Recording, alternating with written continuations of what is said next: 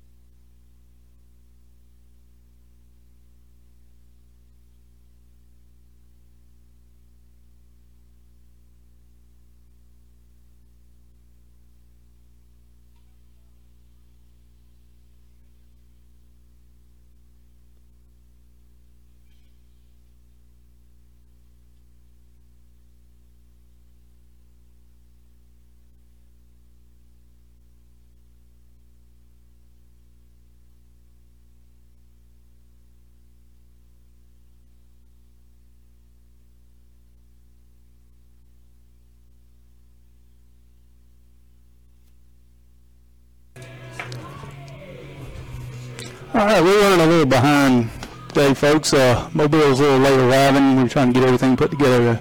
We got Joe down there on the field. Wave at us, Joe. There he is. I don't think our head coach wants to talk to me. He keeps running away from me. Okay.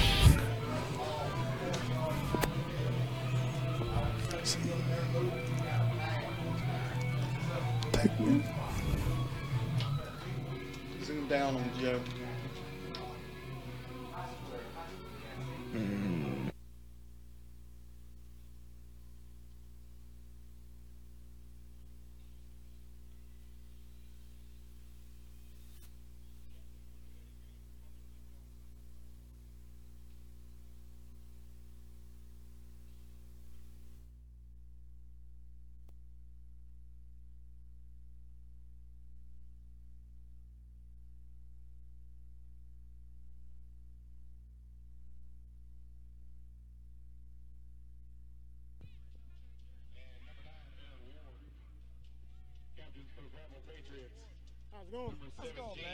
All right, Joe Hunk down here right now on the field with head coach Billy Davis. Coach, you started 0-2. We know how important this game is.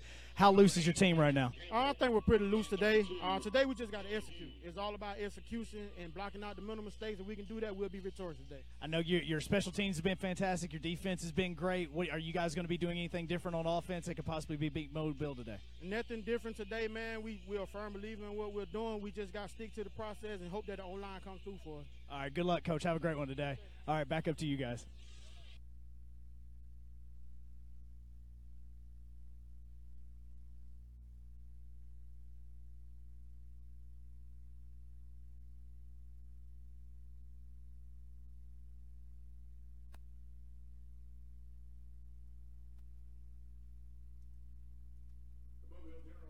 To receive the ball in order to start the game. Bravo Patriots will kick off.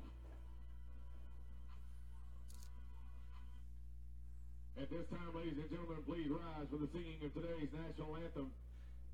As the Bravo Patriots welcome to the field Corey Rudolph from Lowndes County, Alabama. Corey is a lover of God, devoted father, songwriter, producer, entertainer, and minister. Corey recently signed a deal with Sony Music. His new single, Gospel Sing, Praises to You, will be released later this month.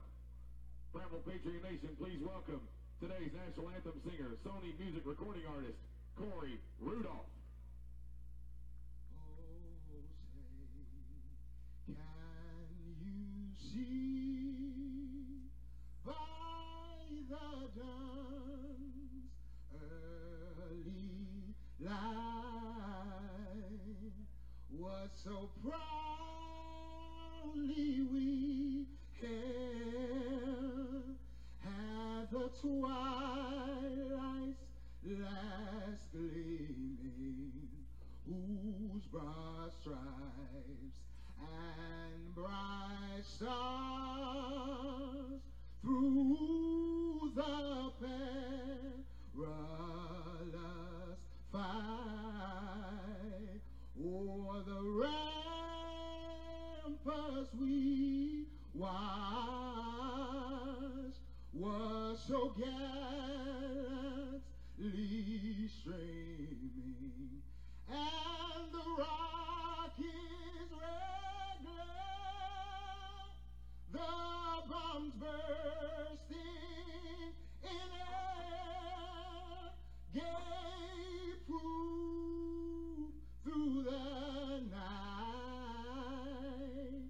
that our flag was still there. Oh, say does that star-spangled banner yet wave o'er the land of the free and the home of the brave.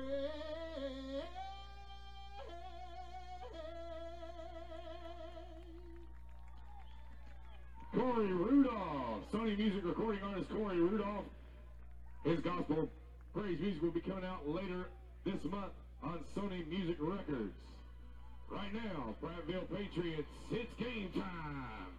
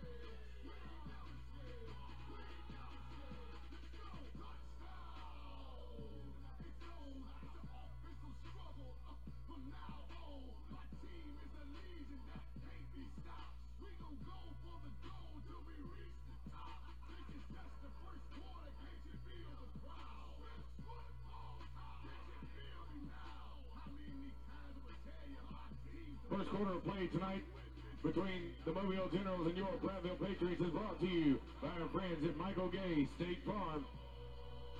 Like a good neighbor, Michael Gay State Farm Agency is there for all your insurance needs. Call him 358-7474. Tonight's first quarter brought to you by Michael Gay State Farm Agency.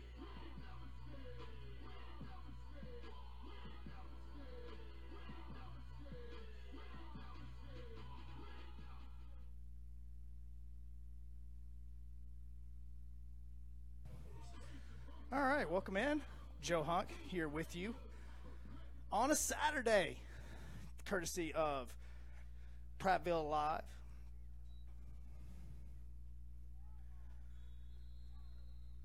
Short squib kick on the kickoff there, and it looks like the Generals will be in business on about the 22. They're on 22. Tackle made by the Prattville Patriots. You know, I actually tried not to run up on those steps today, and I'm still breathing hard. Hey, you're preaching to the choir, son. I've been doing this for 11 years up at this stadium. Trust me, I've been up and down them many a time. All right. Mobile Generals will take over first down and 10 from their own 23-yard line. Let's get our stream going so that you can always interact with us on Prattville Live on the Prattville Patriots Facebook page. Yeah, we had a huge response last week. Was it 4.5 thousand people? The last time I saw it, we were close to 6,000 views on it. I mean, it just exploded. It was a big numbers. Well, and the best part about this is what people don't understand is the more that you share, the more that you interact with us on it, the more people get to see it. So that's going to be big for us. And Kelvin Todd is going to be – actually, Kelvin Todd's not starting today. That was one thing that we talked about before it had started. Prattville. Now, is that – the snap, it's going to be a delay of game against the Generals. LeBaron Chambers or Leroy Ricks, both of them were actually on the depth chart as a cornerback, safety, as well as a wide receiver. So we really don't know which one's playing quarterback right now. For Prattville. Penalty remains first down. Or not for First down Prattville, and but for 15. Mobile, I should say.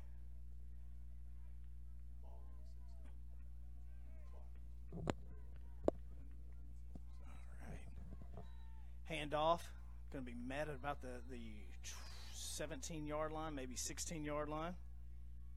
It's run by William Gerald. All right, there we go.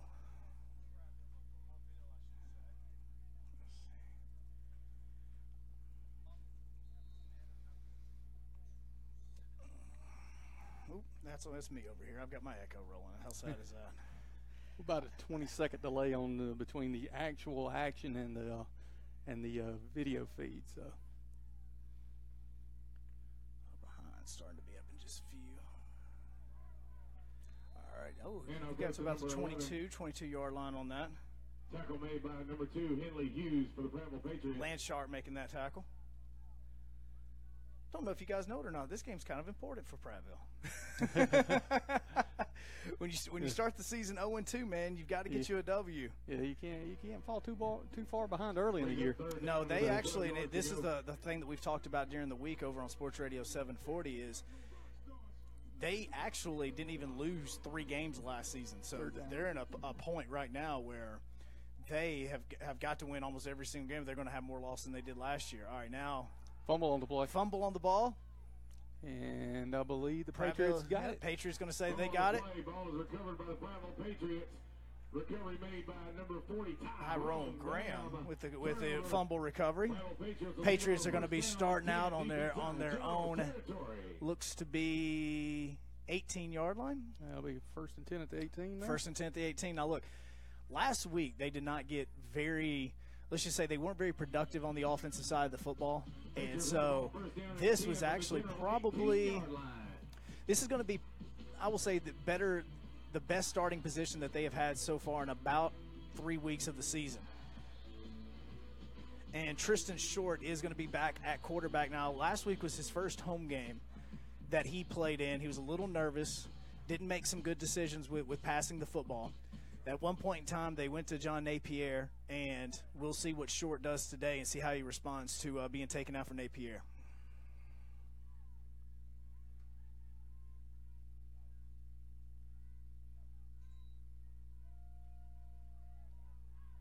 Nice break of a tackle. Adonis McCaskey. Got him about 2 yards on that Tackle game. made by number 6, Leroy Ricks. And again, if you are watching on our Facebook stream, this is all courtesy of Prattville Live, who have done a tremendous job with all the equipment that they have up here. Again, this week for the football game. If you don't think it's amazing, wait till next week when the Patriots are on the road and you're trying to watch it from a handheld camera. You're gonna be like, man, I missed their home games. Short's gonna hand off to McCaskey. Oh God, that was a nice big hit on the inside there by Lamarcus Gwynn with a tackle on that. They're going with the running game a little bit more. See, last week they started off passing the football a lot, and I don't think they ever really kind of got into a rhythm. This week they look like they're starting with the running game because that's kind of been something that has been productive for them in the past couple of weeks. So we will see. It's going to be 3rd and 11 right now.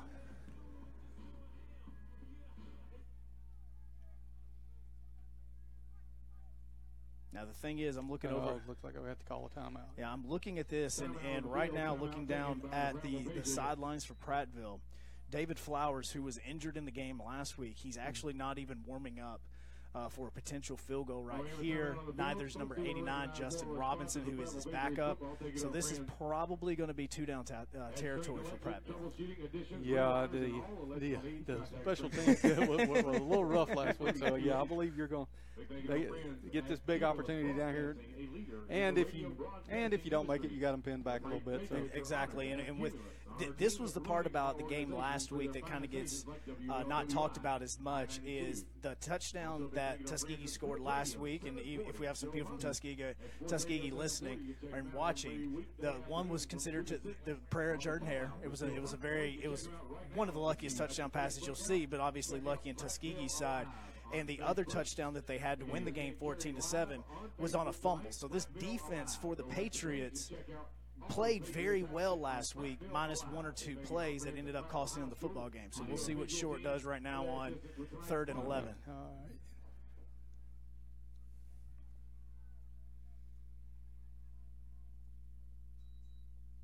Inside give. Inside give. He's going to get some good yardage off of it. Not going to get the first down, though. But it is going to be a 4th and short. And like I said, I don't see any warming up, so I think this is going to be 4-down territory. And Vincent Tyus with that carry, good carry right off center. And no, they're going to be going for it on this. They're going to be aggressive on this. They're not going to try to be cautious.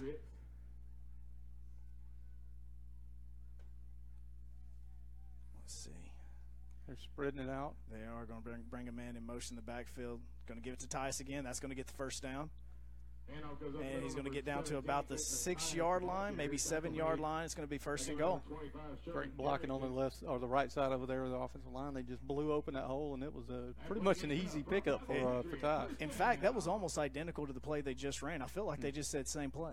I really do feel like they just said same play, run it again. Yeah, I think that's one of those situations, hey, guys, we're going to run the same play twice. You better get the first down. That's right, because it looks like, and again, those first 2 plays are both off the right side of the line. I want to see if they're trusting that right side of the line more than they are the left side of it tonight. Tyus is going to be back in the pistol formation right behind Short, so we'll see if they're going to hand off to him again or if they're going to. They've only got 2 receivers split out, so we'll see what they do. That's miscommunication on that. And Short's going to have to be dropped for about a 7-yard loss. Wow. That's a killer right there. That is a killer. You had Short looking left. Tyus went right. It looked like, honestly, once again, going back to the conversation we just had, it looked like it was the same play split. That's all they did. They said, all right, we're going to split it over. Or we're going to rotate this play, and we're going to do it on the left side now. All the way back out to the 15 now for the Patriots. So it was a and by the way, if I say lines, don't take offense. Oh, no. I mean, again, this is the Prattville Lions football field. I mean, that's what we're looking at right here. That's the football field that we're on, so it's okay. I mean, whenever I do one of our shows on Saturday mornings, I have to stop myself from saying the fallout just because I'm used to saying it so much. There's only 2 seconds left on the play clock, and I don't think he notices it.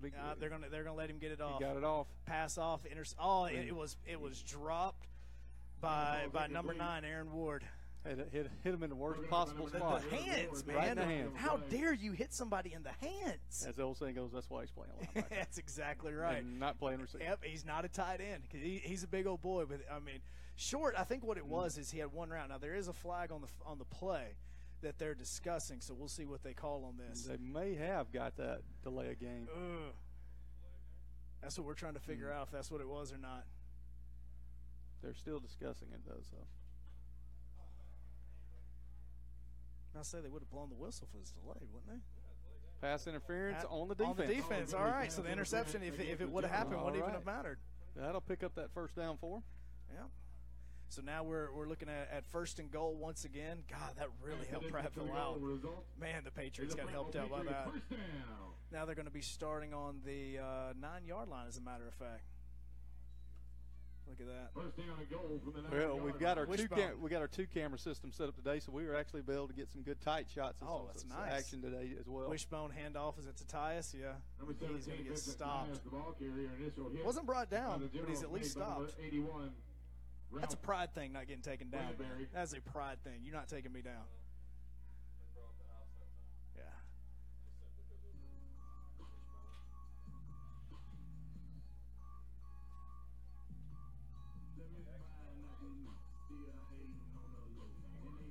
All right, they're going to start on the 15-yard line.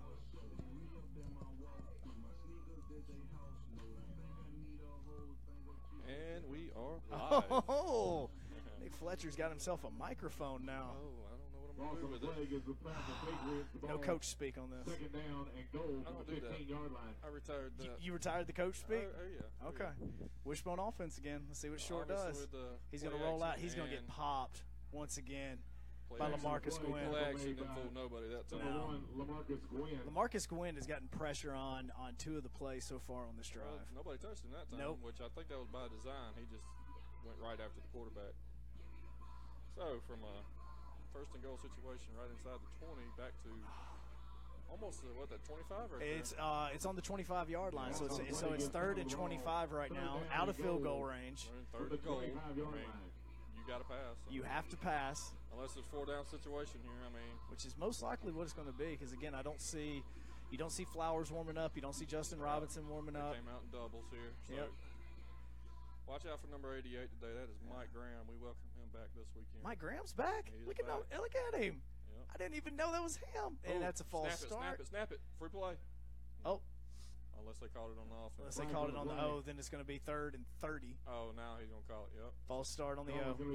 Another bonehead play. He's backing us up further. And if you weren't keeping up with this team last year and you don't know who Mike Graham is, just ready to be excited. Get ready to see a man that can run like a 4.2. And I don't even think that's an exaggeration. Tristan coming over here to get a little advice from assistant OC Roger Smirkson. Our offense coordinator's in the booth today. Sweet. Yeah. Give him a little bit of better view up here, looking down. So 3rd and forever. Yeah, McCaskey's is going to be behind Tristan. McCaskey. Nice. 88 right here, which is going to be in that slot position. Right. That is all right. Draw. Going to hand off to Adonis. And Adonis cannot shake loose. He got about 3 or 4 yards on that play, but nothing else. 20, Adonis McCaskey. Okay. Just stalling out. Well, Flowers was warming up just a second ago. We'll see what they decide to do. I'm not sure this is his distance. We may be going for it here. Just wanted to get some sort of positive yards. Yeah, that was about a 3-yard gain. Yeah, we were hoping to get a little chunk change right there. 27-yard line. Make it for an easier 4th down conversion. Well, you can't really convert it because it's 4th and goal. Yeah. Okay, so here's a question touchdown for or you. bust. That's exactly what I was about to ask. Basically, you're throwing up a play into the end zone, and you're hoping for one of two things. You're got to catch it, or you're hoping that they're dumb enough to actually catch it themselves. Yeah. You don't want them to actually try to knock it down, which, again, that would be the smart play. Right. Look for Kevin Williams on the outside. He's isolated up top. He's our vertical type receiver who could go up and catch the ball. 5 wide. So Tristan's rolling out. Gets outside. He's got plenty of time. He's got to find somebody. He's going for. Takes he's a open. shot. Touchdown! That's caught. Pocket touchdown with the catch right there. Amazing. Beautiful pass. Pocket Salter, man. First touchdown of his young Patriot career, Tristan Short. Long overdue. Okay, I will be honest. When that ball was in the air, I thought he overthrew it. It looked a little bit like it was going to be overthrown, but he put a beautiful ball on there. That was a dime. That was a great pass. Dilfer's dimes right there. That was a fantastic pass. That was amazing. Flowers is running in. He threw it to Justin Robinson, thinking that Robinson was going to be kicking. He's like, "Wait, come on, you're the one kicking." What are you doing? Flowers, come on, man, you're kicking. All right, see if Flowers can put this one in. Does that football over there on the field mean anything? We don't need that out there. Okay, well, we got somebody running. Fine. Yeah. There's our assistant head coach, John Glasscock, showing his athleticism. And he got it. Did he get it? Is it up? It is. It's good. He got it. Let's see if he celebrates like he won the Super Bowl. He's pumped, man. Look at him. Okay, look, and here's the part about it. I don't know, you couldn't see it with where the camera was. Right. That football went almost to the band boosters section that's behind the Prattville end zone. He had into the extra No. point. That was good from 30. That really was. You said it wasn't his distance, too. Hey, look at you. I'm just as surprised as everybody watching right now. Yeah, see? And while we are here, this is going to be a perfect time for us to thank some of our fantastic sponsors. You like the way I'm throwing that in right there? Go ahead. Let's Cut Up Beauty Salon, which, by the way, Nick, when did you get your haircut last? I believe it was last Tuesday. That's exactly right, and it was at Let's Get Cut Up or Let's Cut Up. Amelia makes you look like me. Michael Gay State Farm Agency. We appreciate you guys as well as Copeland Security, where they have security systems and fire alarms for both residential and commercial. Flowers is going to be doing the kickoff as well. Absolutely. I'm ready to see it because he booted that extra point. Let's see what he does with the kickoff. He gets jacked, man. Hey, man, he's exciting. I've never seen a kicker get so excited. He is basically Tim Tebow, but a kicker. But not as big. Just don't say that. Tim Tebow might try to be a kicker. Oh, hey, if you dream it, you can do it. Oh, we had somebody fall down. That was the backup quarterback, John Bradford. He tripped over the turf. What's great about he's really old though. What's great about the squib kick is it works so well, and they got the tackle at the 30-yard line. Number 12 fell down again. He's the only one person to hit the ground this whole time, and he didn't tackle nobody. He's getting his uniform dirty twice, and he hasn't even done anything yet. He may have pulled a groin. He is and limping off the field. Napier is now your backup. To the left of just a tad. Take the camera to the left just a little bit. Up. Try to get number 12. There he is. Oh, he's trotting. He looks like I did just a second ago running up here. He feels exhausted because he fell down. He tripped over the 40-yard line. That thing jumped up and bit him. But we hope he's okay. So we need to find if there's some rocket surgeons in the crowd tonight. You and your made-up words. Hey, okay. We're sponsored by them, by the way. Rocket surgeons? By the rocket surgeons. Then let me ask you, who's the quarterback from Mobile? Because it was not the guy that we watched warming up earlier. I believe he decided. Oh, there's a fumble. On the play. He picked it back up. He's going to be about at the 20-yard line. It's now going to be 2nd and 10. It's like a holding play, but you actually use the down. That looked chaotic, right? That really did look chaotic. I didn't know what happened. I thought there was a flag out. Nothing. Just a bunch of beanbags, apparently, to signal the fumble. But yeah, see, they've got number 6 at quarterback. But what we were watching the entire time, we were watching Kelvin Todd warm up. Obviously, number 6 didn't warm up enough, so they need to put number 10. That's the way it's looking. He was putting in the work. So let's see what we got here. 2nd and long. Mobile really shooting themselves. Good jump by there's number 89. 6. Oh, he's popped. Got about a 2-yard gain on that. Maybe a 1-yard gain. Way too quick for them to do anything. This looks like a much better football team this week. Oh, we're motivated. We're tired of losing. I mean, we're losing. We're basically beating ourselves. We haven't lost to a team yet, but we have beat ourselves. Right. So. All right, so we just found out that number 6, because they have 2 on their roster, is Leroy Ricks. Leroy Ricks. I apologize. Leroy Ricks is the quarterback. His position on there is cornerback and strong safety. He must have had an injury to number 10 in the warm-ups. I wonder if that's why he was worn, because he's standing over on the sidelines right now with his helmet off. He's like, "Can I get in the game?" Yeah. Mobile looks separated at the moment. They don't. Oh no! Pat Campbell could have had an Campbell seriously interception. almost had an interception ball thrown right in his face. Right there. That would have been nasty. That was almost Madden-like. Mobile don't really know what to do right now. They look disheveled. I'm trying to figure out who the camera girl is waving at. I was like, who's she waving at?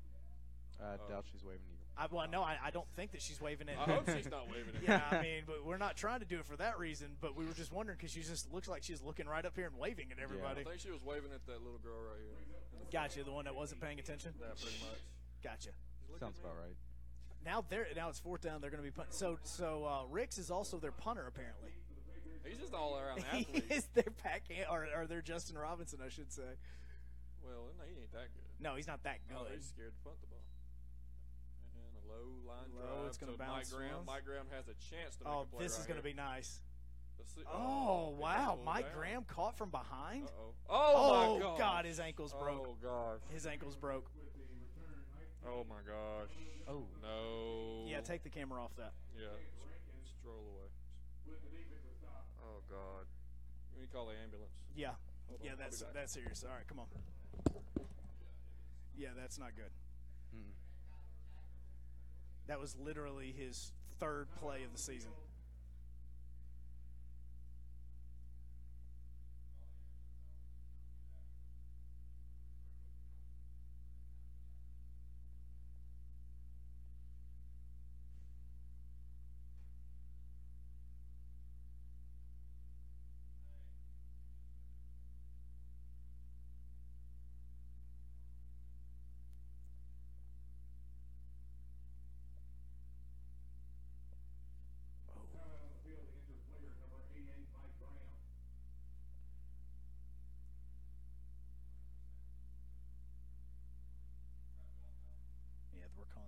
Right now, if you are wondering and watching, we're getting them on the phone right now.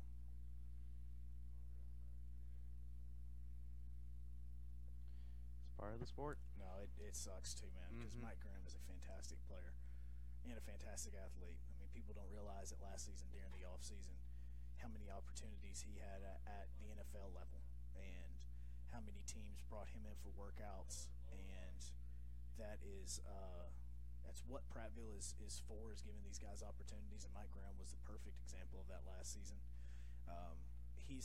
He got into a car accident after the football season was over with, and Mike Graham just had a lot of, unfortunately, just bad luck. And it's not joking about his speed either. He is an extremely fast football player. Oh, that's not good. It's never good when somebody gets injured in any kind of sport. Yeah, but it was last year during the playoffs, as a matter of fact, right here on the 30-yard line over here that was closest to the tents on the field. We had this injury happen last year, and it was the same thing with the broken ankle. Very, very exact thing. Almost, I want to say it was almost an identical play to what just happened. And so it was something where it was this ugly, except it was off the field, but the game was stopped for about a good 30, 45 minutes to try to get the ambulance here, and that's exactly what we're going to be doing right now, as a matter of fact, as well.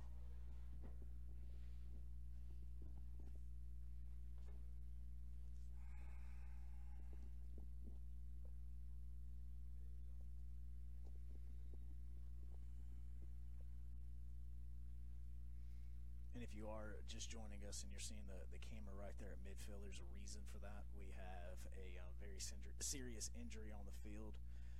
Mike Graham, the wide receiver who the Patriots literally just got back, maybe this week, as a matter of fact, was just returning a punt. Player, clean hit, clean play, everything about it, but Graham's ankle just went the wrong way. And we're currently waiting on the ambulance to get here.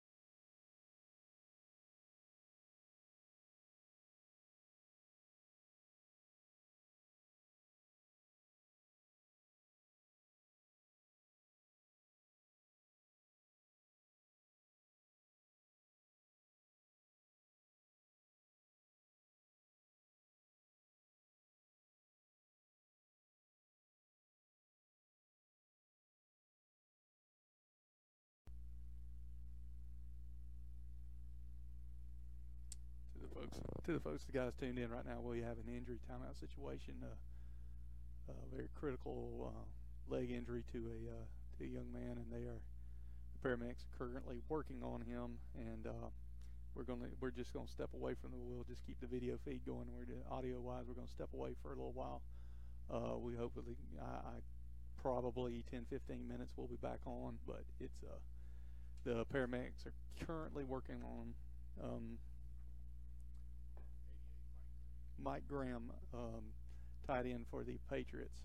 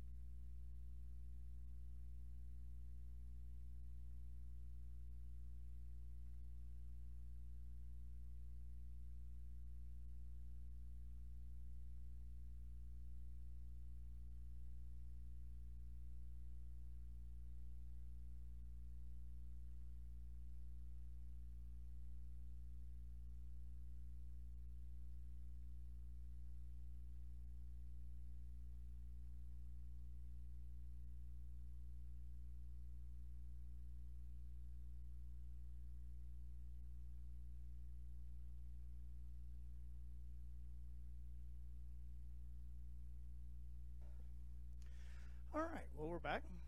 Tristan Short, roll out to the right side. If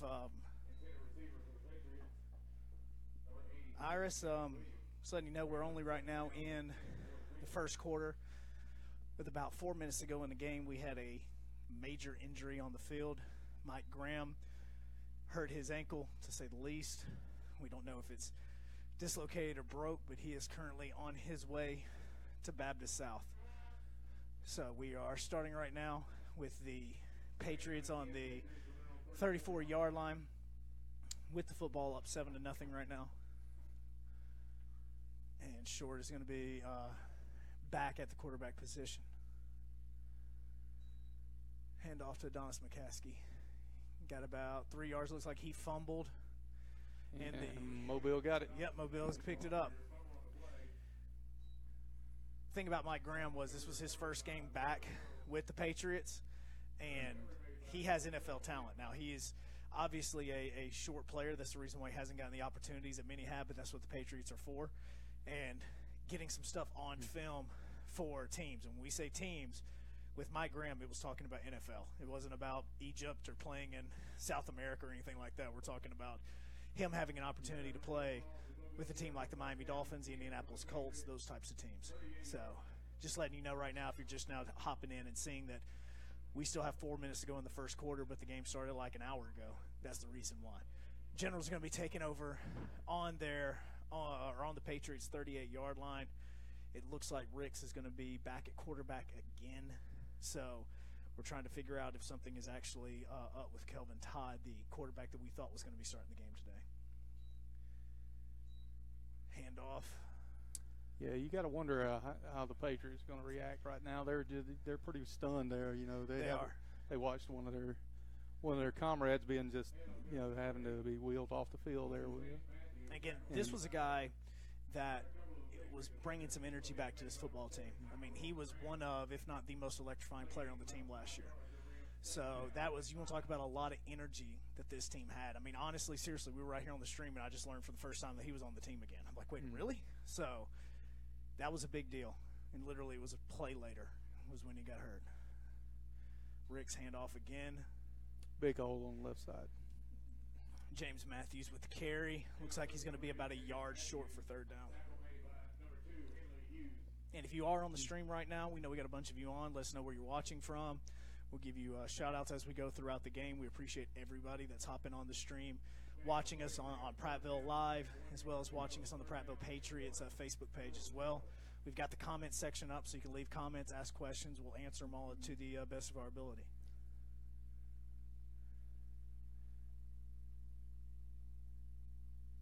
Fake the handoff. Ricks is going to keep it this time. He's got himself a first down, and he's going to be down at the 18.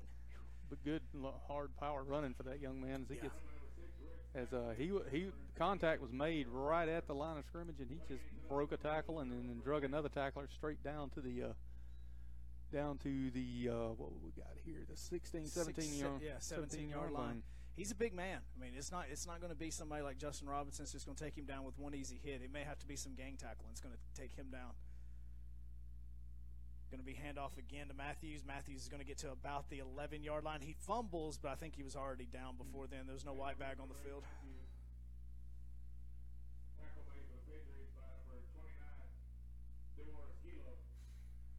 And this was a game that on the 7 points, the Patriots actually scored on a 4th and 30 on a touchdown from Tristan Short to it wasn't Ike Salter, actually. I was trying to remember. It's Pocket Salter. There we go. His brother. That was one that made the catch in the beginning of the first quarter. Going to hand off once again to Matthews. He's going to be stopped by Justin Robinson for a 5-yard loss. That was a big stop right there. Yeah. Now you're coming up on third down. You have to kind of figure out. Now we know that the Patriots have a kicker in David Flowers. We really don't know what Mobile is good or doing from the kicker position. We don't know if they actually have a real kicker on this team. So we're going to be seeing if this is 4-down territory for the Generals as they're in the red zone.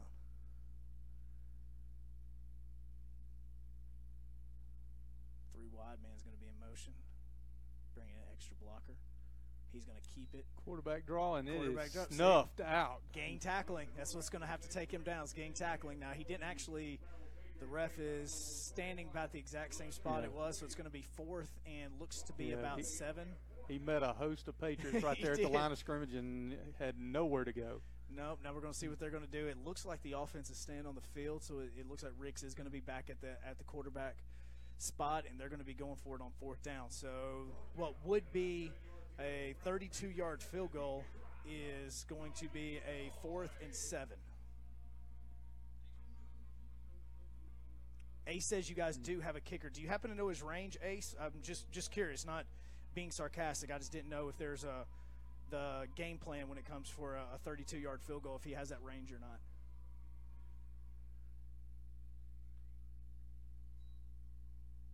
He's looking deep for the jump ball. And broken up. Yep, broken up. It looked like the receiver had it first, then the DB looked like he had it, and then when they hit the ground, nobody had it. There's not many times where Yancey Powell's going to run off the field and you think his DC is going to yell at him, but that may be one of them because he was going for the interception. He wasn't going just to knock it down on 4th down. Now, if he had have intercepted it, the Patriots would have had the football on probably their 1-yard line. So it's great that the ball actually got knocked down and hit the ground. All right, Patriots going to take the football over on the 15-yard line. That was a big emotional stop there for the Patriots because you could tell they were reeling a little bit after that gruesome injury there, and they reset themselves once they got inside the 20 and stood tall and got the ball back. Yep. Now it looks like you've got Vincent Tyus as well as Adonis McCaskey in the backfield with Tristan Short. Generals are going to bring a little bit of pressure. Tristan looks to his right, doesn't get him, then he's going to hop over, throw it, and that is going to be caught by Kevin Williams for about a 7-yard gain. He's going to be bringing up 2nd down. And that may be the end of the first quarter. They ran the clock. Yep, that's it. They're walking off the field, so it's going to be the end of the first quarter for the Patriots, as right now Prattville is up 7-0 on the Mobile Generals. Want to thank some of our sponsors right now as we get ready for the second quarter, including Strength Electric, Bubba Materials, also Realty Connection, the Glover Media Group, Power Sound USA. We always appreciate those guys. Sterling Bank, Blue Iguana Bar and Grill. That's where we were able to hold our first ever 740 Game Room Challenge a couple of weeks ago to benefit the Patriots. So we appreciate those guys and for everything they do for the Patriots as well as for the APDFL.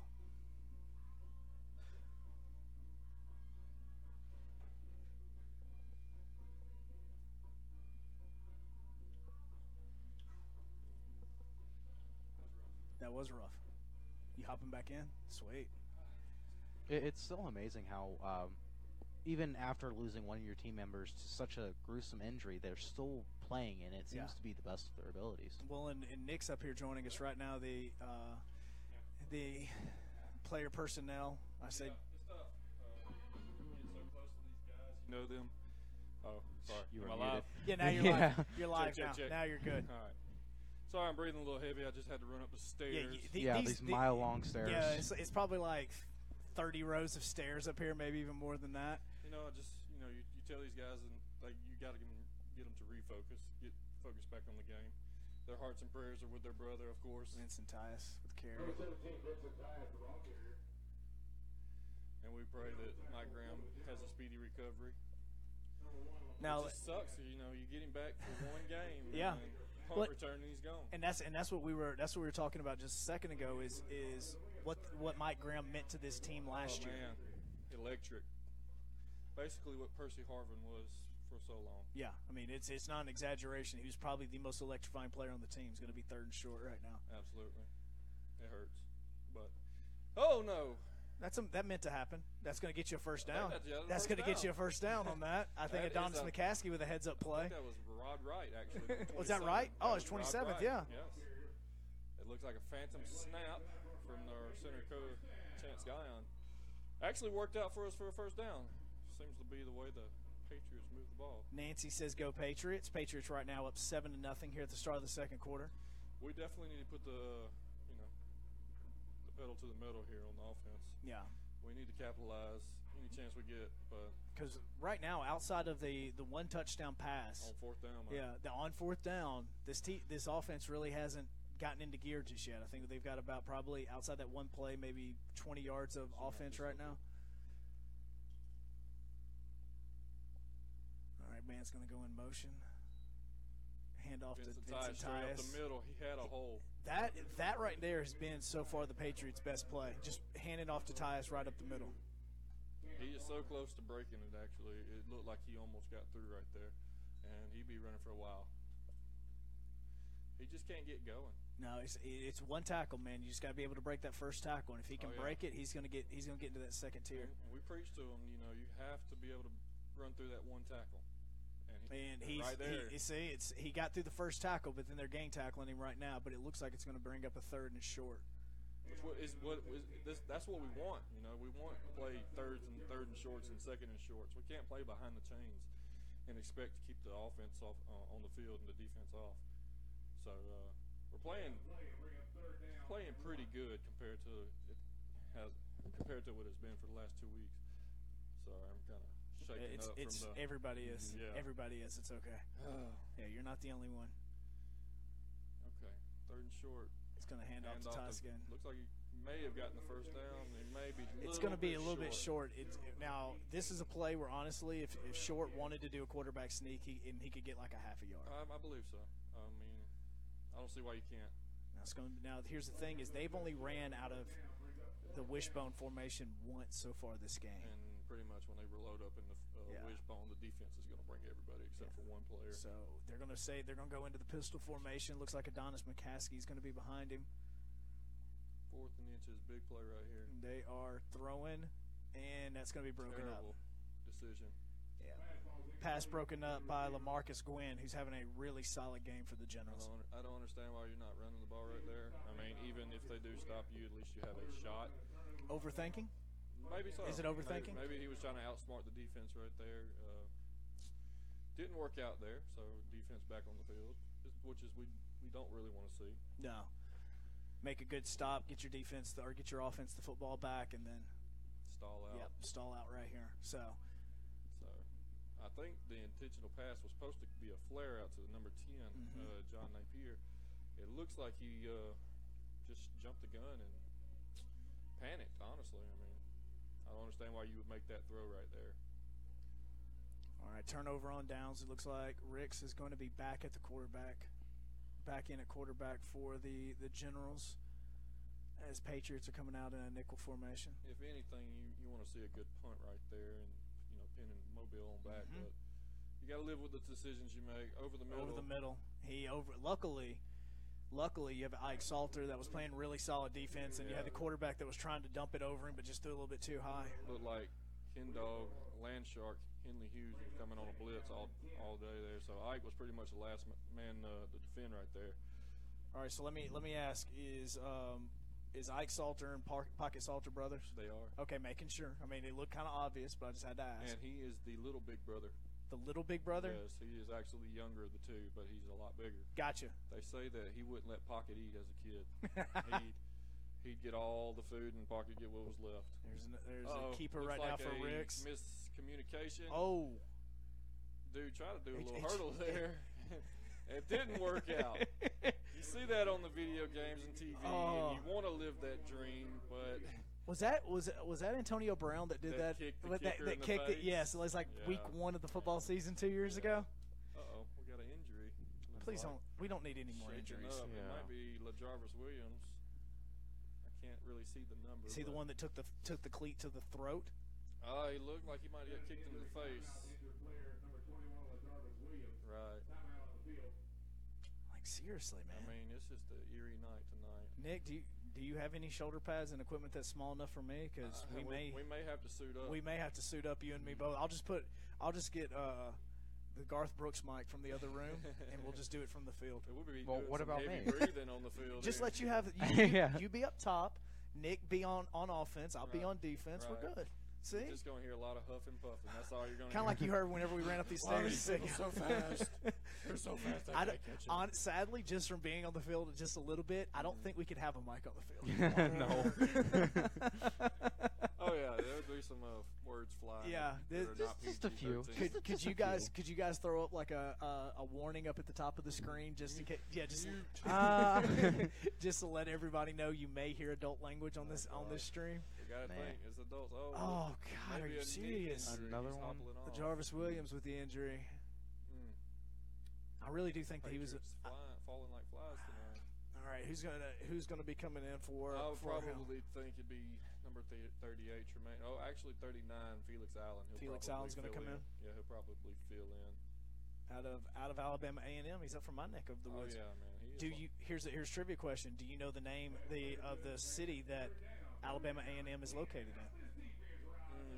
It is a city. It's not Huntsville. I'll tell you that right now. It's right outside of Huntsville. No. It is called Normal, Alabama. And I really is do it think anything but normal. no, it's actually very, Very unnormal. And unnormal, is that like not normal? That's not normal. Ah. And I believe it's kind of like the city of Jacksonville, where all that's made up in Normal, Alabama is Slaughter. Alabama A&M, and there's a pass right over the middle, got the wide open. slant. He's going to be able to get to the Gotta get somebody 15, to get a tackle down at the there. 12. So it looks like a middle breakdown of coverage right there. Yeah. Slant route right over the middle. And that's where LaJarvis Williams came in handy right there. He's always been a very good coverage linebacker. And him going out obviously just hurt. Did they just pick out the new player and just wanted to take advantage and see what he was going to do? Well, I mean, you're not picking out a rookie. I mean, by any means, Felix Allen's probably older than both of us. So He is actually. He's about 35 years old. he's been playing this game a long while. So I mean, Speaking of the two of you, Yes. I see you're not wearing something you're supposed to. I know. I totally forgot. Oh wait, no, you got a green wristband on. Yeah. He doesn't. Yeah. my underwear's green. So Would you like to prove that? would you like to know? See, I thought you were talking about something else. No, I hate this holiday. I hate it with a passion. You hate? I you hate St. Patrick's Day, man. I do. You I need hate to St. get Patrick's out. Day. The same people that get excited about St. Patrick's Day is the same people that get excited for Cinco de Mayo Oh, and yeah. have no I connection like- to either one. No, I am not Irish in the at least bit. I don't think. I think I'm more English. I think the main joy that people have about St. Patrick's Day nowadays is just because you get to pinch the people you hate, and you have a reason behind it. It might be that, or it may be some other tradition. That Yeah, it's another tradition that pretty much involves the same people do yeah. the same Yeah. 100%. every night.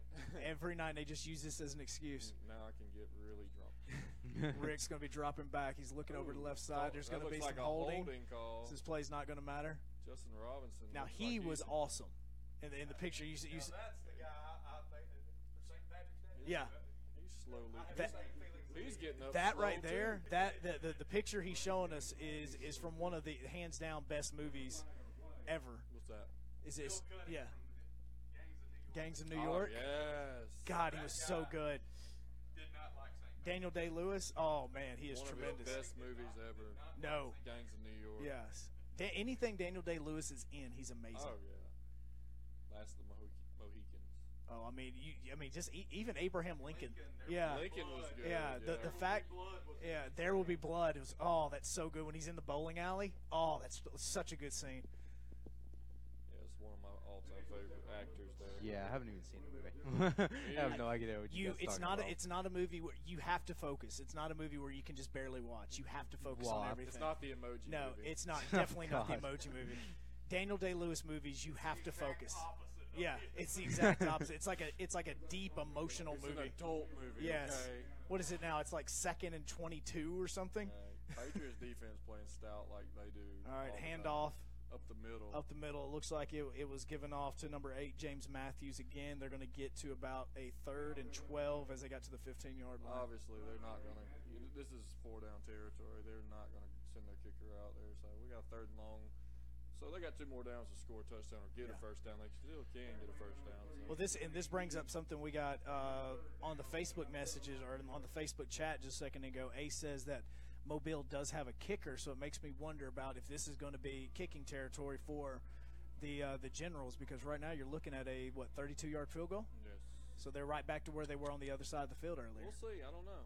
It looked like All a right. little false start. That's what I was thinking too. Throwing Is up he's in got the him end wide zone. open, but there's going to be a Incomplete. flag on the play. He was out of Incomplete bounds pass. anyway. Looks like they're going to get a holding call right here. It's either going to be holding or it's going to be offset. Yep, holding call is going to be the call. The only way to block number 89 is to hold him. So Now, here's where the Patriots are probably going to decline this to make it 4th down. absolutely, you Yeah. have to make a 4th down right here. And we made a similar mistake last year on 3rd and long. Rather than taking the holding penalty, declined it, or actually we accepted the holding penalty, backed them up 3rd and probably 30. Next play, they gained about half of it back, and then the next play they threw a touchdown to actually end up beating us. So was that was my call. Okay, just curious. I made a mistake. It's okay. I just wanted to see if that was you. It was me. Okay. Just went with my gut there and told me wrong. That's all right. Looks like a little confusion on the offensive line. Timeout on the Patriots side. Uh-oh. Is that our first timeout we got there? Yep. We need to stop them right here. Don't need no phantom touchdowns. Yeah, you don't expect for them to pass the football, but here's the thing. Outside the one play, the slant route just a few seconds ago, they haven't had any real success passing the football yet. They haven't. I mean, other than that over the middle big first down they got, you're right, Alan. The Patriots' defense has been pretty strong all night long, and they have been for the first 2 weeks. It's like you said, we just have to find some offense at some point. That's the big question about this team. And again, I know that the Patriots are 0-2 to start the season, but easily could be 2-0. One, you could easily be 2-0, and two, with as good as your defense and special teams is. Oh yeah. Being 0-2 is nothing to be scared of, right?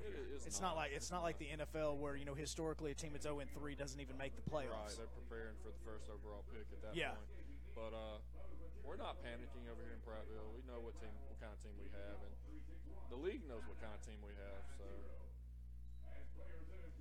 obviously we're going to get their best shot every weekend. All right, Rick's back in shotgun. You've got. I'd look for number one. I was about to say John Moffitt right over here on the left side. Ledecker Johnson on him, 1-on-1. Looks like press coverage. Uh-oh, got a roll out to the right here. Now he's not going to have the space to get it, but that's going to be incomplete. It's going to be a turnover on down Patriots ball. I was looking for maybe a 1-on-1 situation over here, but obviously they were not feeling it, so they went to the wide side of the field, took a shot, came up short. And he almost got popped by Justin Robinson too at the same time.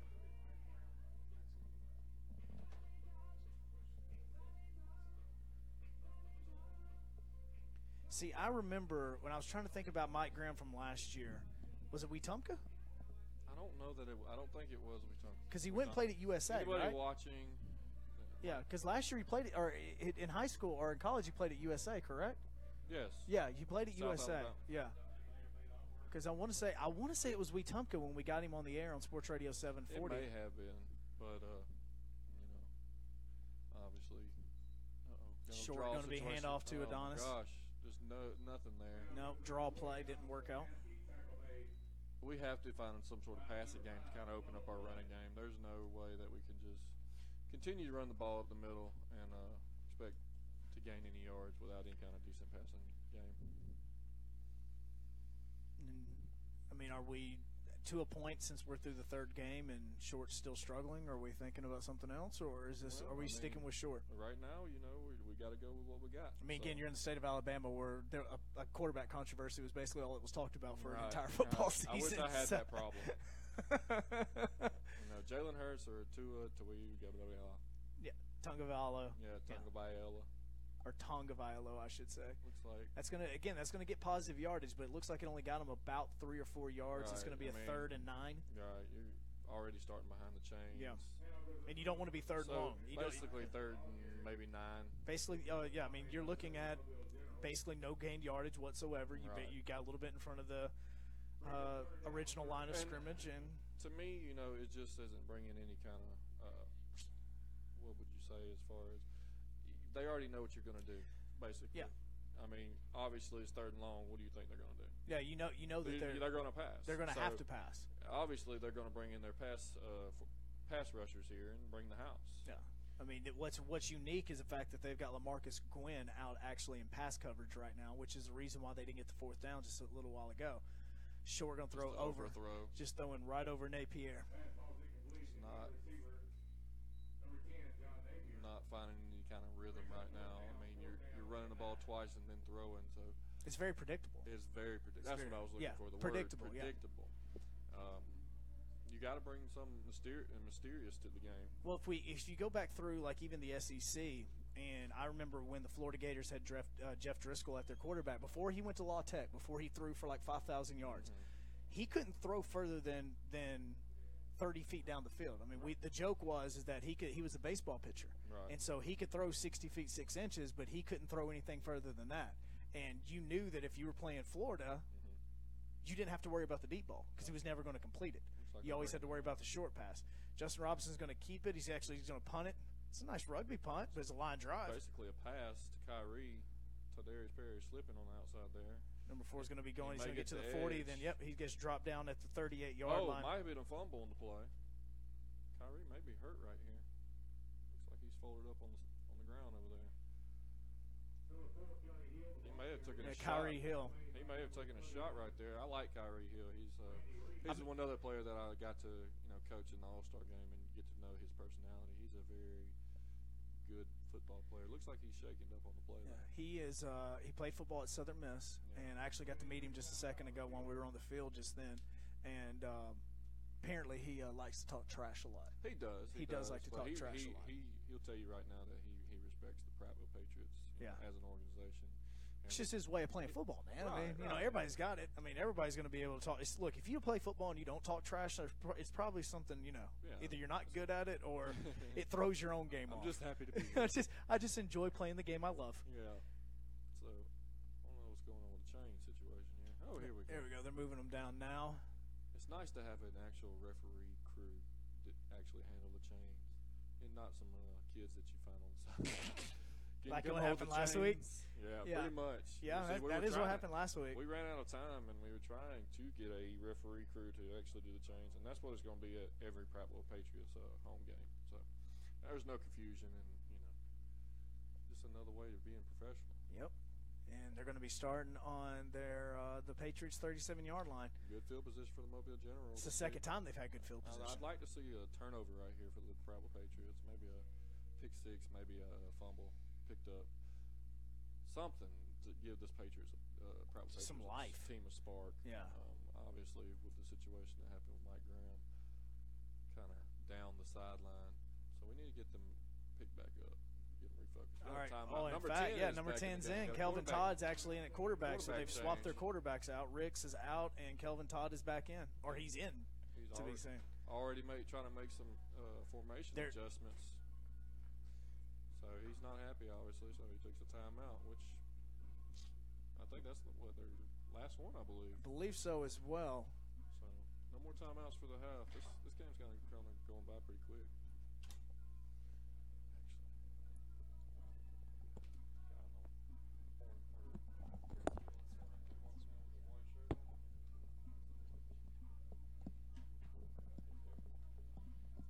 Anyways. So, you know, our job never stops. No. 365, we're going to find the best. We're going to put the best on the field. I'm going to tell you, my job right now is difficult.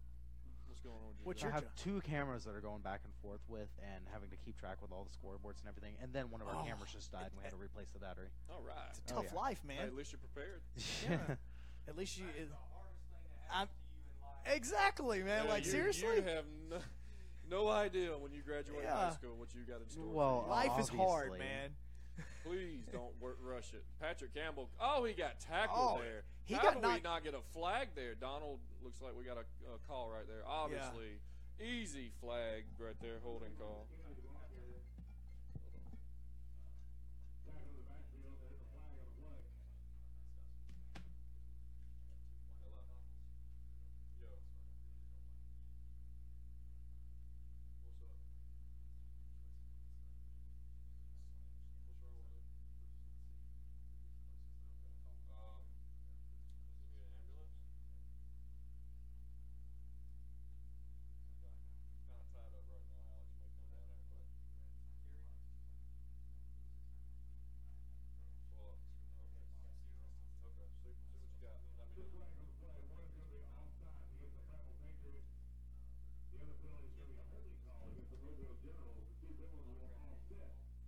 So, obviously, 2 plays right there, 2 penalties, actually. I knew something was wrong. Patrick got a good jump right there, and he obviously got slung to the ground.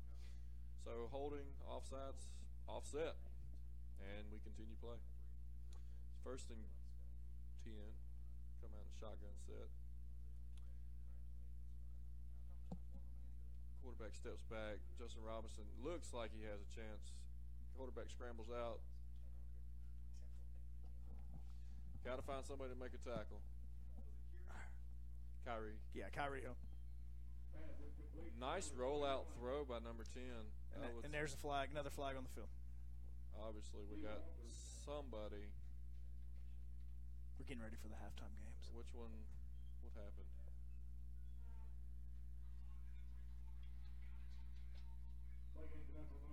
Got a flag on the play. I didn't quite see what happened there. Maybe on the Prattville Patriots. Actually, it is. Personal foul on the Patriots. It's going to be a. Looks like it's going to be first and goal. That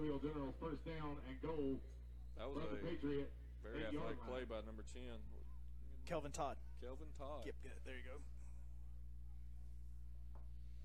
He made a beautiful throw on a comeback route right there. Which, I mean, it kind of makes me wonder the reason why Ricks was in if Kelvin can pass that well. Right.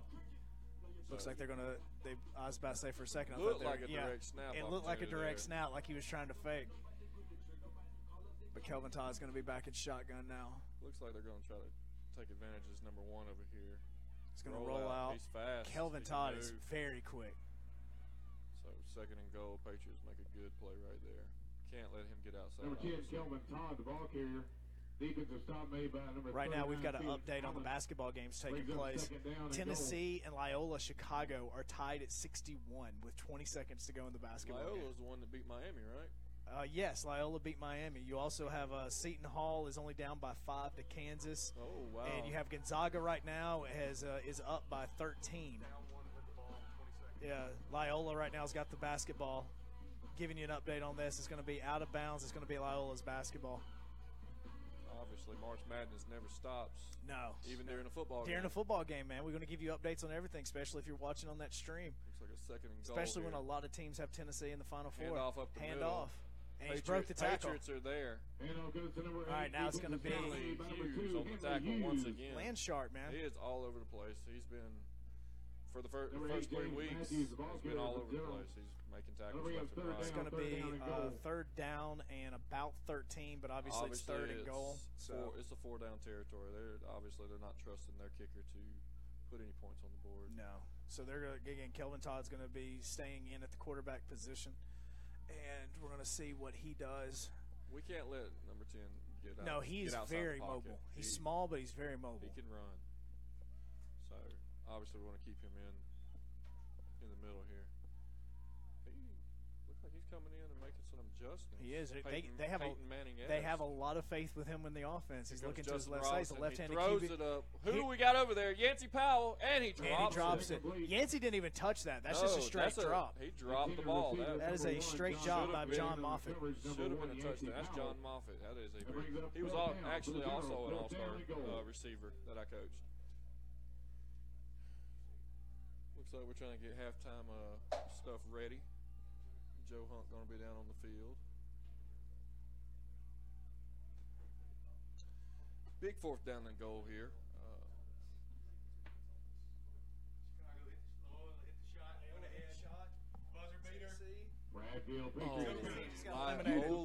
Tennessee just got eliminated from the tournament. The Cardiac Cats, Loyola. I don't even know their mascot. I think my wife's watching right now. She's probably a little happy.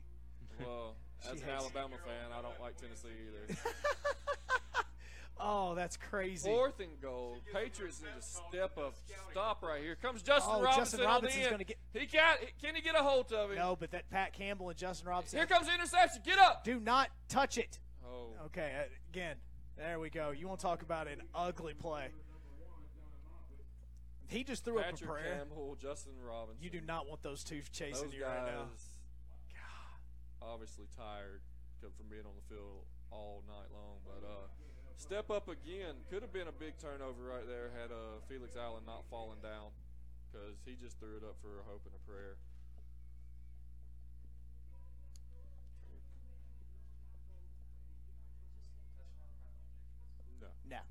No. First down. First down. First down Patriots. Sounds like a touchdown. Oh, I'd like that. Yeah. All right, Ace just asked if Matt was hurt. I'm trying to figure out which Matt he's talking about. The quarterback? Yeah, is it Mount Rouser? We haven't seen him all night. The quarterback. I think that was Murphy. just a shake-up at the quarterback position, just to kind of get some momentum going. Yeah. Now again, it was Ricks that was in at QB, and then they just brought in a second ago. They brought in Kelvin Todd. So we haven't seen Rouser yet. There's short. That's just pick. Throwing an interception. Just interception. Nobody in fact, there. That's going to be a touchdown. Not looking before he throws. And Henry Rouser. I'm assuming his brother. Obviously shaking it up.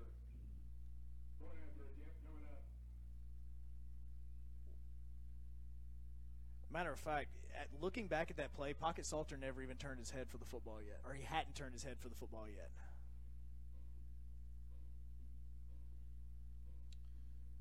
Shooting ourselves in the foot again. Offensively, it's just not clicking. I just don't understand. I think half of us are still distracted about all the injuries that have been happening lately. Possibly. This is not a lucky St. Patrick's Day for anybody. No, not today. And we have to find some consistent play on the offensive side of the ball somewhere. Come out after a big defensive stop and just throw it right back to them. So can't do that. Second week in the row, the pass game really isn't working out for the Patriots. It's not there, so obviously. And then back Kelvin to the Todd is back. drawing board here. Got to figure out something before halftime. If we get a stop right here and you take the lead in the halftime, that'd be the best case scenario, especially off a pick six. I'd watch for him to run right here. He's going to go with a quick out, touchdown. Beautiful throw. Or not touchdown, 2-point conversion. So I'm assuming that the place kicker, Nick Downey, is either hurt or not here altogether because they haven't even thought about going for any sort of kicking. There's been no field goals whenever it was fourth down. There hasn't been any extra points just then, so it makes me wonder about if he is hurt. Defense obviously not happy with the pick six. And again, Tristan Short's going to have to go out there, and he's getting right back on the field. He has to. I mean, these coaches have to coach him up, keep his head up. You know, his teammates have got to keep his head, kind of talk to him and get him refocused on everything. But obviously that hurts right there when your defense is just playing lights out for the first two games, including this one. And what's bad about what's bad about this, what sucks about this is this is your guys' last home game for almost 2 months. Right. I mean, between bye weeks and road trips, you guys aren't going to be back until almost the end of April. Right. Yep. It's going to be a long time, but we definitely still can get the victory here. And I look for us to make a pretty good return right here to give us some good field position. Lavaris Hicks has almost taken one to the house the last two games. Looking for him to get the ball here. Also got Tommy Williams Jr. back there. He's exciting, fast, young kid. Looking for big things out of him. And this is where the injury to Mike Graham hurts because this is his specialty, man. I mean, you want to talk about electric plays that's going to be able to flip a football game? Absolutely. This was him.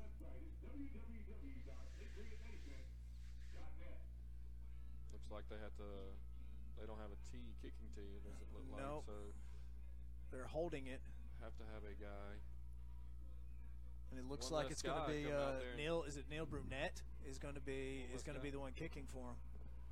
So there's no Nick Downey on it. Big kick right actually there. Not. Lavaris Hicks has a chance right here. Let's see if we catches can get at some the good 15. blocks. Get outside, big fella. He's going to cut inside. Come on.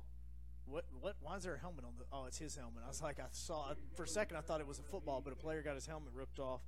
That was number 17, Ronald Ivory. A lot of it just flew out. His helmet exploded. His helmet did explode. Is that the neck pad in the very back of the helmet? Right.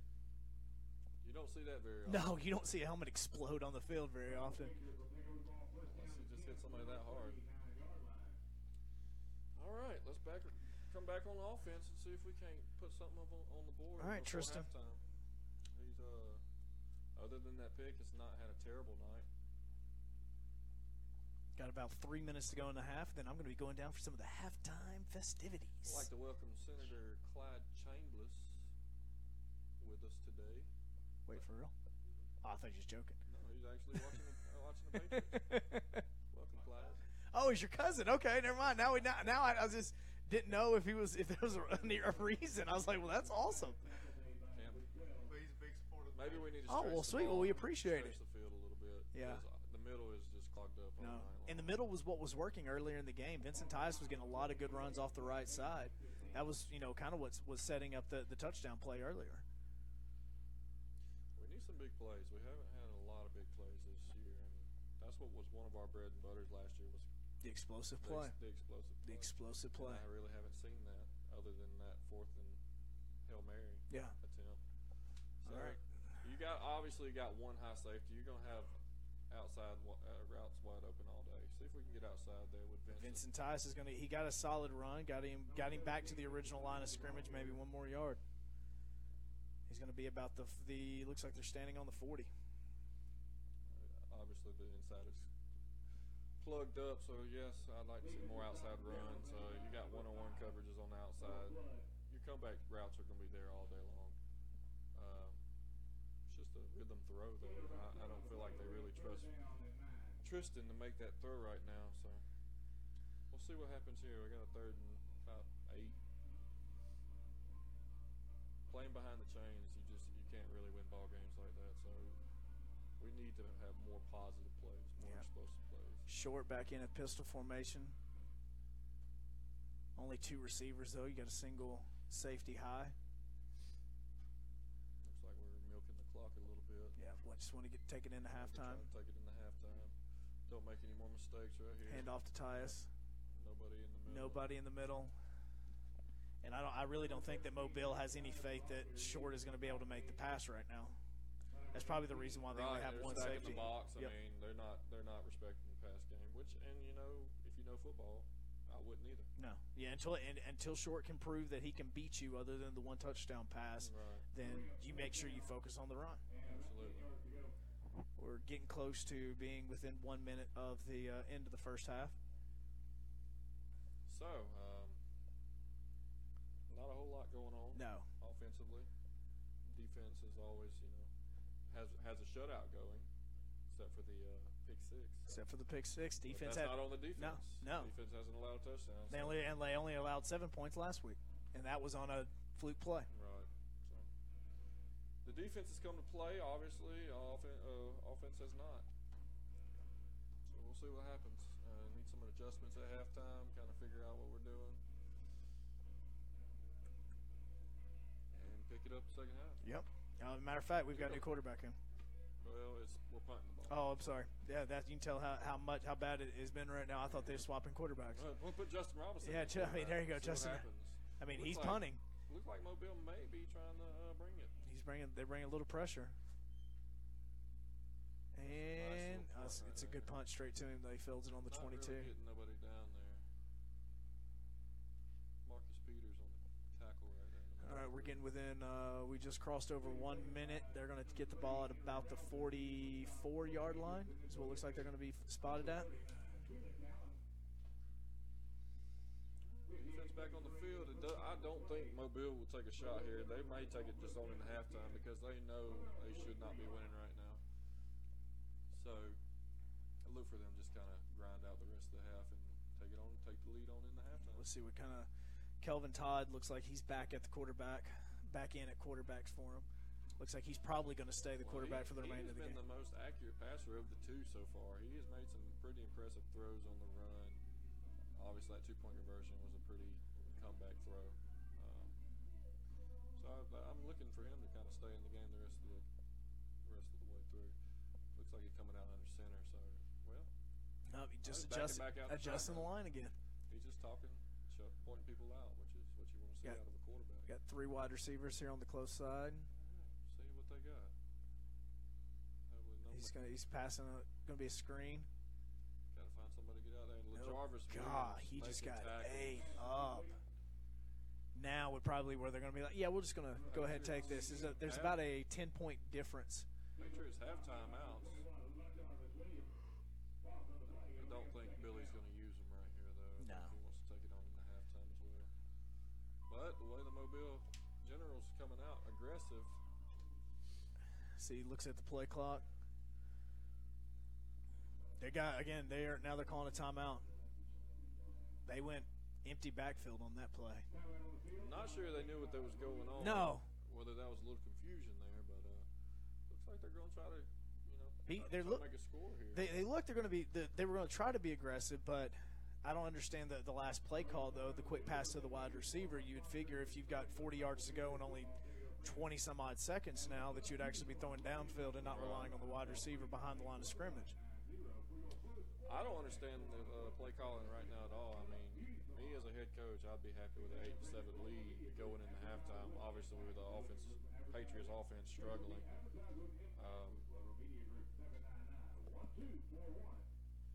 But I'm not out there coaching, and we're just going to see what Mobile does. Hopefully, they'll shoot themselves in the foot and give us one back since we gave them one. Yeah, I mean honestly, how many times have they even tested the ball downfield? I mean, it's only been a few passes downfield. I'd look for one right here, though. I mean, they look like they brought a running back in. Let's see if they put him in motion right now. And why is he continuing to point at the wrong side of the field? Looks like he's calling routes, actually. Maybe so. I wonder if they give him free reign to call the routes however he wants. And now they're running. They're just killing the clock. Campbell is right there. Could take a timeout here. But, let's see what they do. Looks like Billy's going to take it on in the halftime. All right. Well, this is I'm about to go down to the field right now for halftime. I'm going to have some fun. Down south. And right now at the half, it is Mobile 8. It is Prattville 7. And we'll be back here with the second half in just a little bit here from Stanley Jensen Stadium.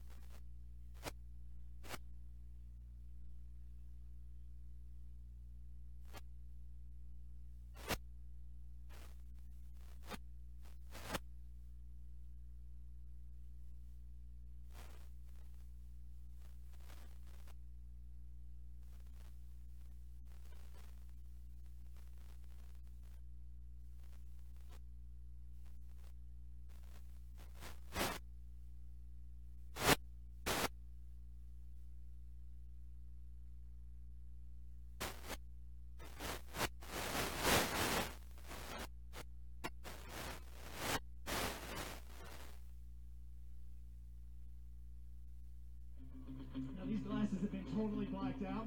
So they are essentially blindfolded, is that right? They're 100% blindfolded. That's exactly what's going on. And they're going to... We didn't want to be cruel and make them spin around and get them even dizzier like it was a dizzy bat competition. So we're going to try to see who can get closest to Pat the Patriot. JB's just walking like he don't even have glasses on. I think he might hand the cone to Pat. And no, like seriously, I think JB could see. And JB is down. All right, now let's see where Tiger can put his down at. Just letting you know, you're a little cold. I'm not going to give you any more hints, but you're getting better. You're at the 45. Follow the pom-poms, Tiger. Follow the pom-poms, and he dropped it. Okay. All right, what do you got, Joe? It looks. Pat, have you moved around at all? Well, that didn't help us out. What the heck, man? Okay, where'd you start? Right there? Okay, JB is our winner. JB, congratulations, man. You've won yourself.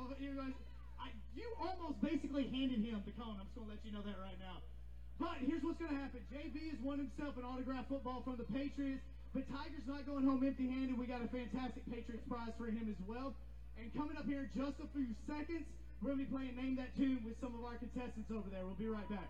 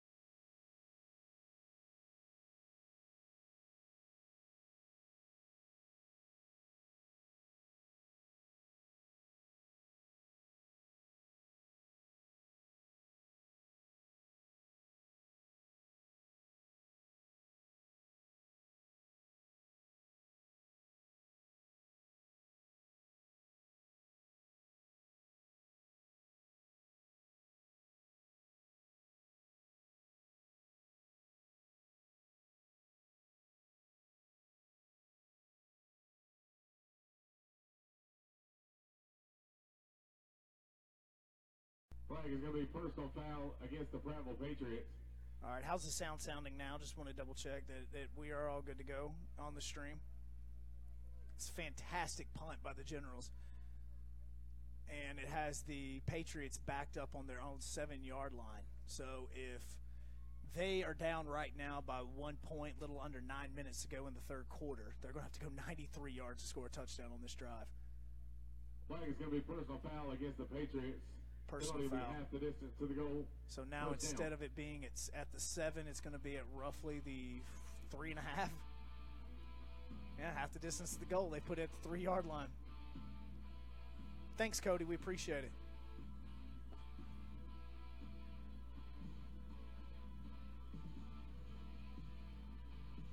All right, Patriots now starting on their own 3-yard line. Short's going to be taking the snap in his own end zone. And Prattville has to be very smart about this because you cannot give up a safety here. Even though it would still keep you in field goal distance, you've got to get some offensive productivity from your offense right now. And that looks like it's going to be an offsides. No, that's a big help right there as it gets them out of a hole down there. It's going to put them on the 8. Oh, it's going to be offsides against the Generals. Yeah, right now the Patriots' pass game needs to develop. So far, it's been really basically non-existent outside of one pass for a touchdown. I will say it was, but it was 4th and 30, really 4th and goal, and Short connected with Salter in the back of the end zone for a touchdown. Other than that, the passing attack has basically been non-existent so far for the Patriots, as they look to be going into the wishbone offense for this thing. And you see the Generals just sneaking up because they know it's going to be a run play. But Tyus was able to get some positive yardage, maybe 1 yard. By number 9, Aaron Ward. We appreciate all of you that's hopped on to the Facebook live stream. Let us know where you're watching from. Last week we had people from Wisconsin, New York, obviously Alabama, Florida, Georgia, that was all listening. So let us know where all you're listening from tonight as you have us on, as well as you're watching the NCAA tournament. We'll keep you updates on that as well as they are going throughout the evening. Back in the wishbone offense.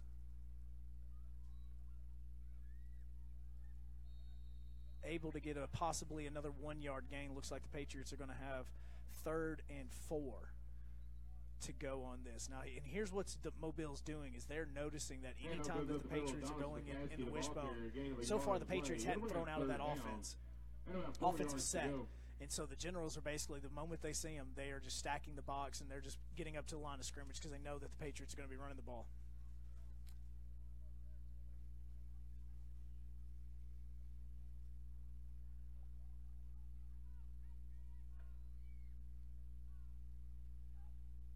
That's a false start. False start on the Patriots. Full back in the wishbone formation to took off a little step early. False start against the offense. While they're marking this off, some updates. Kansas up on Seton Hall, 61-54. 5 minutes left in that game, and halftime Gonzaga up 44-33 on Ohio State, and just underway. Texas Tech up on Florida, 12-11.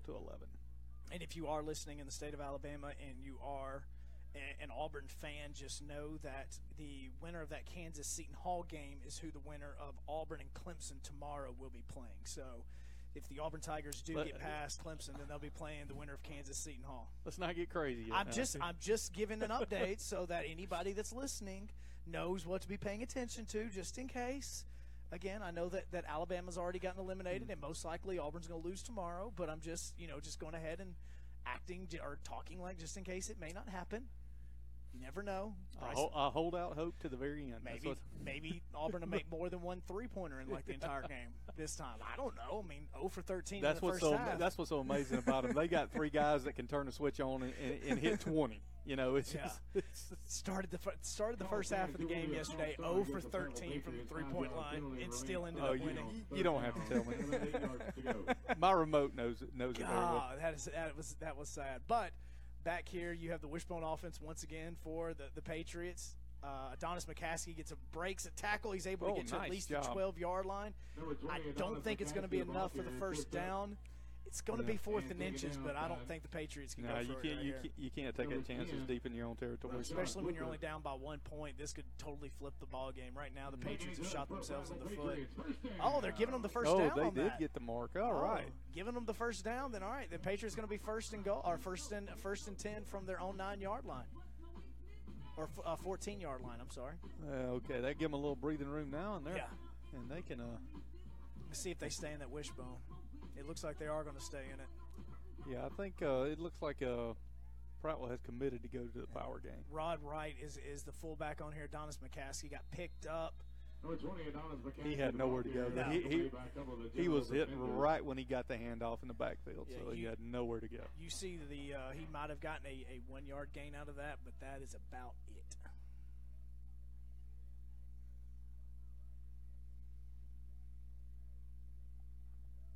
Gain of about a yard on the play. It'll bring up 2nd down and 9.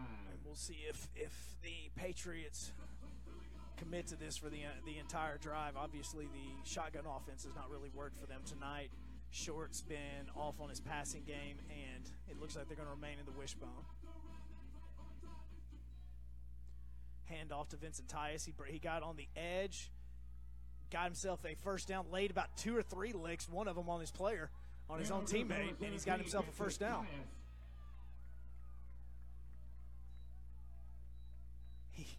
He laid out his own wide receiver, Pocket Salter, and then he lays out a defender for the Generals, and he's got himself a first down. You do what you got to do. Look, if he's got to get out of your way, you got to let him know to get out of your way.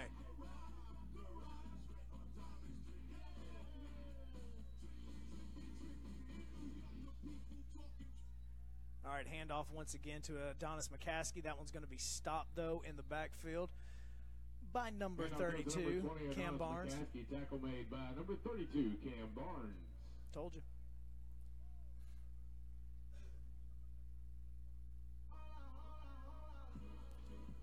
I think it's safe to say I may be the only individual in this facility right now watching a football game and trying to get wrestling results.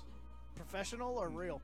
Real. Okay, making sure. It's the NCAAs are tonight. I was about to say I don't know if if you're just looking up like a WWE house show or something. I didn't know what you were looking up over there. I mean, if you wanted to know what Shinsuke Nakamura's doing, I can give you some help. But I mean, I'm a huge wrestling guy. But I mean, but see, I can let you know what Yanni Dikahamanis is doing. I'm he just captured in that. He just Short's going long, and that is. It's going to be dropped. Intended receiver was Pocket Salter. Double coverage right there, and the pass was there for him to make he had a chance to make a play on it, but it just fell to the ground. Now so much on that drive. That's the first time that they've actually passed out of the wishbone formation. They were trying to bait the Generals in for the deep play, but at least it makes them now at least acknowledge that they're going to pass out of the wishbone offense. Yeah, we actually have a group of guys that every year that get together and cook out and watch the wrestling championships. Really? Yeah. This is the first year I've missed it in like 6 years. So Where's the wrestling championship at? It's in St. Louis, right? Oh, okay. I know that the state championship's in Huntsville. Mm-hmm. It's at the VBC.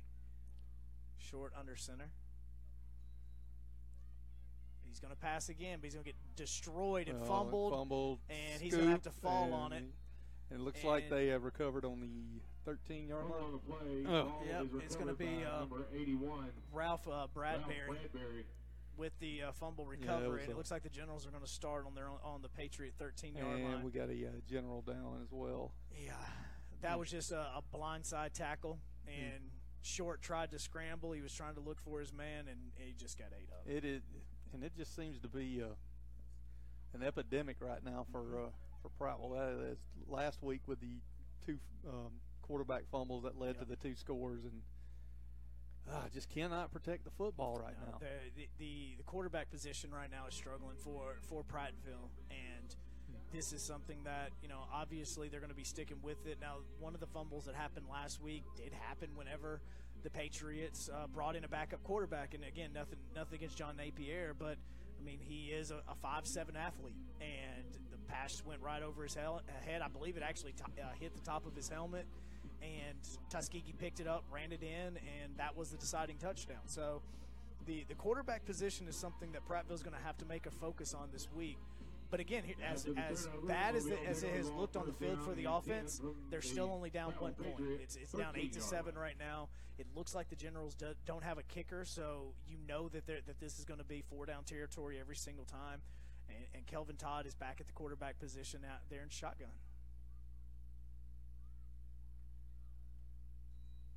Looking to his left side, he's going to be rolling out. It's going to be a screen. But Pat Campbell was right there to meet number 8. He tried to corral him right there, and he ducked under him and fell ahead for a couple of yards, but he was right there on Johnny on the spot to make the initial stop on him. Yeah, James Matthews with the reception on that. He got himself about 3 yards. It looks like it's going to be 2nd and 7 for the Mobile Generals here, as they are very close to being in goal range and right in the red zone right now. Play game's 3. It'll bring up 2nd down and 7. And this isn't a bad Patriot defense. That's the thing. This Patriot defense is very good. The offense is just putting them into bad situations right now. Todd going to take the snap again. He's going to hand it. He went down to a knee. And he will take it up the middle for a touchdown. That's a touchdown. Now goes to number 8. He is in for the Mobile General touchdown. Touchdown run by he went down to a knee. James Matthews, point after attempt coming up. Now, is that? See, I mean, they're even saying, too, if we're going by college rules, the moment his knee touched the ground, then he's down. Is that, if that's the rules, then, yeah, he. And you see the. What the official, I mean, what's going on? No, I guess he's blowing it into play, so I guess the touchdown does stand. Touchdown's going to count. That was extremely odd, but it did look like he went down to a knee.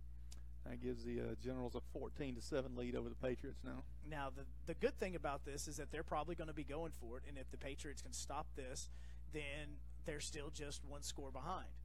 If not, then they're going to be 2 scores behind if the Generals can actually convert here on the 2-point conversion. This is a very big stop here for the Generals, because 2 points could really could put it out of reach for them, the way the offense is playing right now. Todd's going to be looking for the drop pass. A bunch of heat on him. That's right. Justin Robinson's going to make him throw about 30 yards. It's going to be off, and it's still going to remain a 14-7 score. That was a huge stop right there by the Patriots, because, as you said, that would have made it a 16-7 game, 2-possession ball game then, and let's be honest, Patriots cannot look at two-possession ball game with any kind of encouragement, because they have had a time trying to move the football. Yeah, right now with about a little under 4 minutes to go in this third quarter, if you're Prattville and you're the offensive coordinator right now for the Patriots, you're having to make some decisions. And again, I'm still kind of curious to see who they're going to bring out at the quarterback position. I don't think that they want to pull short again and get into his head, but at the same time, the offense right now is not being very productive. Patriots trying to be role models in the community and support local events. The Prattville Patriots have volunteered more than 2,000 hours in their 3 years of existence. The Prattville Patriots are here for the community. Let us know about any events that you have, and we'll try our best to have players or even Pat the Patriot attend and help in any way we can. In fact, I talked to Nick today. We were just talking about the events. There's a big event Thursday at the Prattville Chamber of Commerce, the Smoozapalooza. Now, what is that? That is basically a fair of the businesses of Prattville. They go in there and they tell you what they do. Okay. It's like in one big room. You just walk the walk. You get your free pens, your free stuff, and everything. It's free hot dogs, free everything. It's put on by the Chamber of Commerce. Mission is one, non-perishable food item. Okay, and, that's very inexpensive. And I talked to Nick, and he said the Patriot and Patriot Pat will be making the whole crew will be making an appearance there. Awesome. To help the chamber promote that big event, and it promotes a lot of the businesses in Prattville, which several of them support the Patriots. Yes, so it's absolutely. That's what makes this town go. No, it does, and again, we look at somebody like Realty Connection. Those are somebody that support the Patriots, and we appreciate that. Now, they're having to kick over because you had an offsides on the kicking team, and they're going to have to go about this a second time. And we're going to be getting that kickoff once again. It's going to give the Patriots decent field position. Gotta love the straight-on kicker. I know. I don't think he's the real We kicker. got a big crease here, and He almost got it at the midfield. well, He's now gonna be finally, the Patriots get some good starting field position. Yeah, they're not going to be deep in their own territory. It looks like they're going to be starting around the 47-yard line, and we'll see if what's happening now. Here's the thing: is I said it, but it looks like right now that John Bradford's going to be coming in at the quarterback position. That was 100%. I did not know that they were going to change quarterbacks. I wasn't trying to hint at that just because I got a text message or something. That was just, I wonder what they're going to do. And John Bradford's going to be in at the quarterback position. Played at Stillman College. He's from Carver, Montgomery, and he's going to be your quarterback, I would assume, for the rest of the football game. First down and 10 from their own 47-yard line. Actually, you've got Vincent Tyus in the backfield with him. Bradford's going to drop. He's going to need to throw it away. Yeah. He did. It wasn't pretty, but he's going to throw it away. Another left-handed quarterback is in. Yeah, he did a good job there to get that ball off and had it far enough out in front where it wasn't a chance of a pickoff or anything. And I think that one thing that with Tristan Short is that he's wanting to make a play every play, and he hasn't learned that throwing the ball away is okay at times. And so I think that could be one of his problems is he thinks, okay, I've got to be able to make this play, or I've got to make this play, and he doesn't throw it away. Instead, he throws it into double coverage and sometimes throws a pick. The bottom line is they have got to get some more protection for him to give him some time to make some plays. Bradford dropping off right now to Vincent Tyus. Going to get a block right there. Almost got a block in the back, but he's at least going to get some positive yardage out of this guy. Very nice. Very nice. And if he would have just broke one tackle down to the 34, 30, looks like they're going to give him all the way down to the 32-yard line. That's going to be a first down for the Patriots. Tyus did a great job to set up his block on the outside there to get into the open field. And then after that, it was just pure guts and drive as he takes it on down. Close to the 30 and giving the Patriots a ray of hope here. And Bradford has to understand that he's got good skill players. He's just got to get the football to him. You don't have to be the best player on the team. You just have to get the ball to your skill makers and just let them do something. Rolling under 3 minutes here in the third period. Bradford going to hand off to Vincent Tyus. He's going to stop in the backfield. That is just the penetration that the Generals are getting right now is just completely disrupting this offense. They cannot get anything going.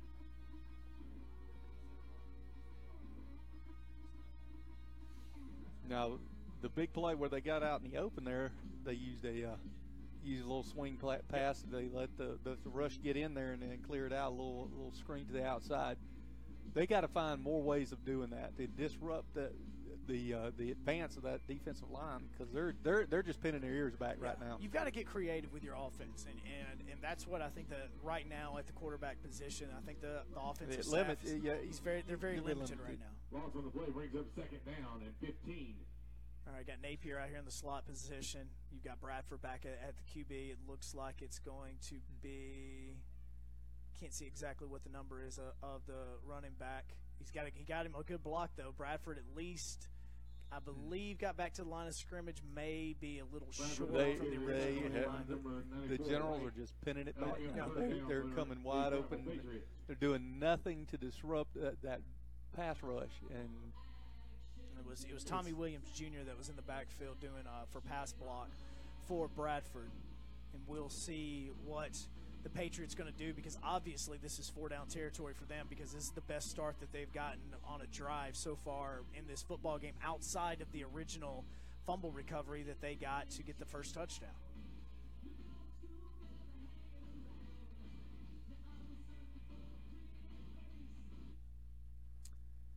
It looks like Williams is going to be in the backfield again with Bradford for pass protection. You've got 3 wide receivers out with Napier right in the middle. Bradford looking over to the sidelines.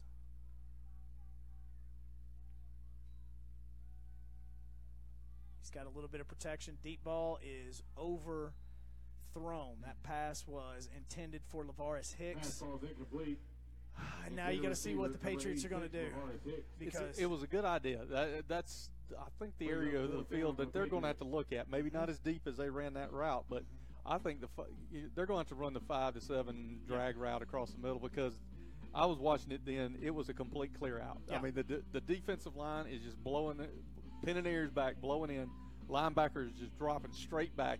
They're just leaving that little. It may be something they need to look into getting into, because right now there is just no slowing down that pass rush.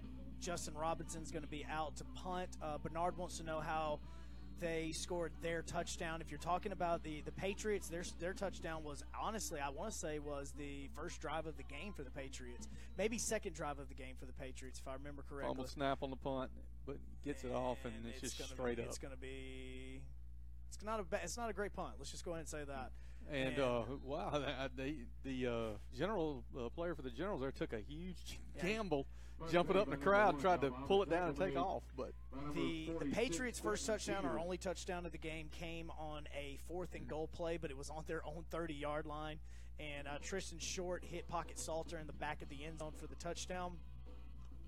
The 2 touchdowns so far for the Generals have one has come from a scoop and score. The other one has come from a very unique play. And if you go back and you rewind, you can see it. We thought up here that the running back actually took a knee, but he looks like he takes a knee, and then he just ran straight into the end zone for a touchdown, and that's the way that they were able to get their second touchdown. They have not kicked, they being the Generals, have not kicked an extra point or a field goal as of yet, so everything is go for 2. That's what they've done so far. They have no kicking game as of right now. Curtis, we appreciate it, man. Trust me, that injury to Mike, that hurt. That hurt bad. I was looking forward to seeing him play, and I was looking forward to seeing him back on the Patriots team. Handoff right now got just stuffed, and this is what the Patriots defense does. This Patriot defense can stop anybody in the league. It's just getting the offense going. It's just getting the offense going. I have a feeling that in the next 2 weeks, we're going to see on the road a huge adjustment from this Patriots offense. I just have a feeling with that.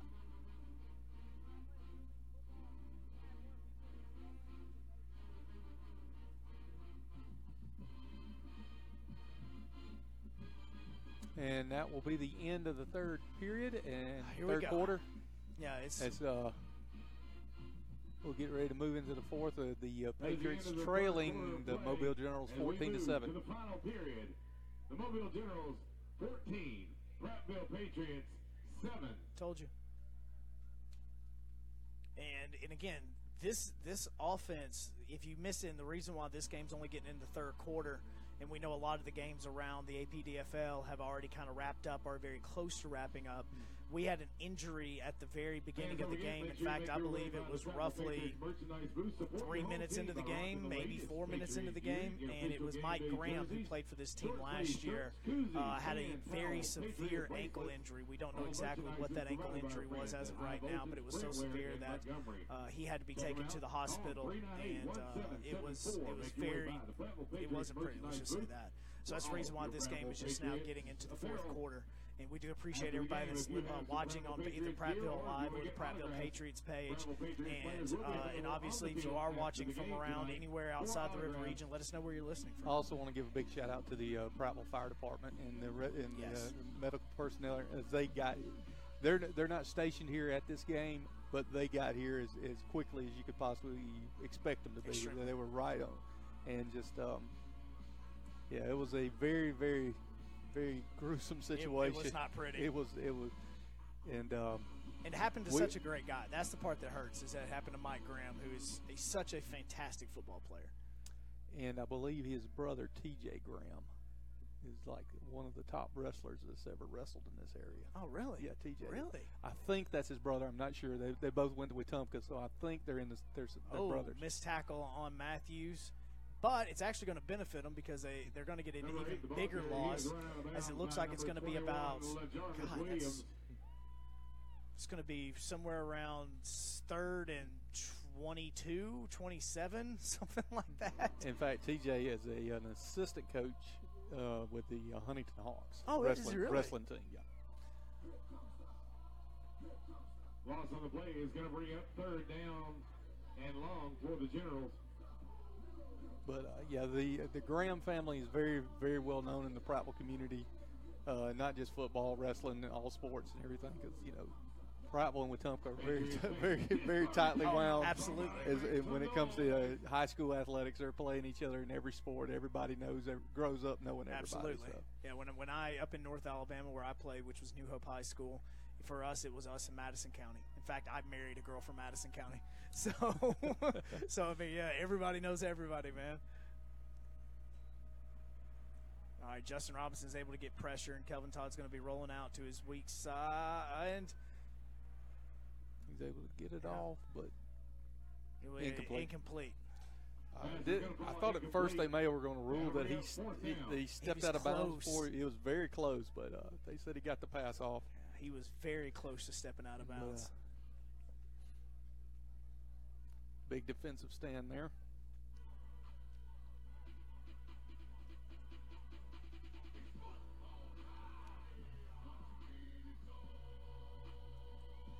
All right, so it's going to be 4th down for the Generals, and they're going to be punting again.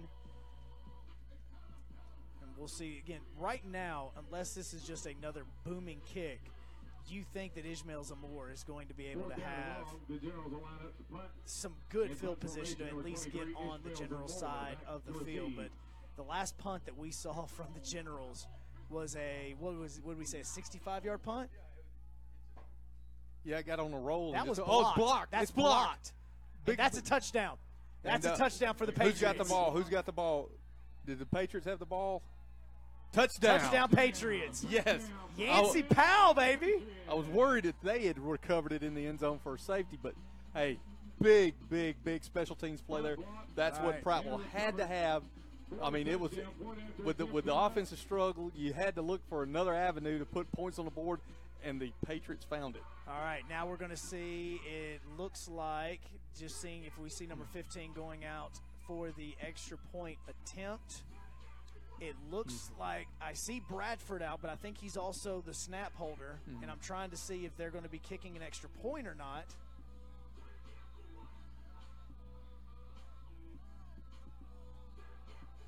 They need a football because I have no clue if Yancey Powell threw it out or not. You can tell this is an emotional game because Nick Fletcher is down on the field. Well, they're going in. They got the wishbone formation in there. They're going for the dub. They're going for the go-ahead score here. Yeah, they're trying to get that lead right now. So right now they're down 14-13. Bradford's in at quarterback. They're in the wishbone formation. Going to hand off to Adonis McCaskey. He's in. No, that's Vincent Tyus. He's in. 2-point conversion. Great effort there by Tyus to get that ball in the end zone. He was probably about a foot away from missing it completely. I know, he really was. And it's great that they actually ended up copying the same thing that the Generals did, because they did the 2-point conversion in front of them, and all of a sudden they did the same. Yep, that's exactly what they did, and you saw great play call, gutsy play call, and I'll give Billy Davis and the offensive staff just a fantastic idea to go for that, because they understood that they, as well as their offense has not been performing, that might have been their last opportunity to actually get some points. They had to take advantage of the opportunity. Make or miss, they had to go for that, because you just, the way your offense is playing right now, you've got to take advantage of any scoring opportunity you can come up with, because even if you kick, you got a tie ball game. Even if your defense bows their back and you go the whole rest of the quarter, you still got to score somehow to win the game, and you got to take advantage of every possible scoring situation. And Yancey Powell was able to recover the blocked punt. He was able to get into the end zone. Patriots take advantage with a 2-point conversion. Vincent Tyus gets in for 2, and now the Patriots have a 1-point lead with about 14 minutes to go in this ballgame. Great kickoff there.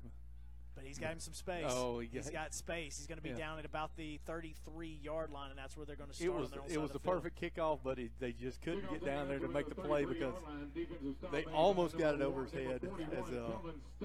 And David Flowers has improved even greatly even on his kickoffs. He's this guy again, and we talk so much about him because last year, honestly, and he knows this. We've talked to him about it. We've joked with him about it.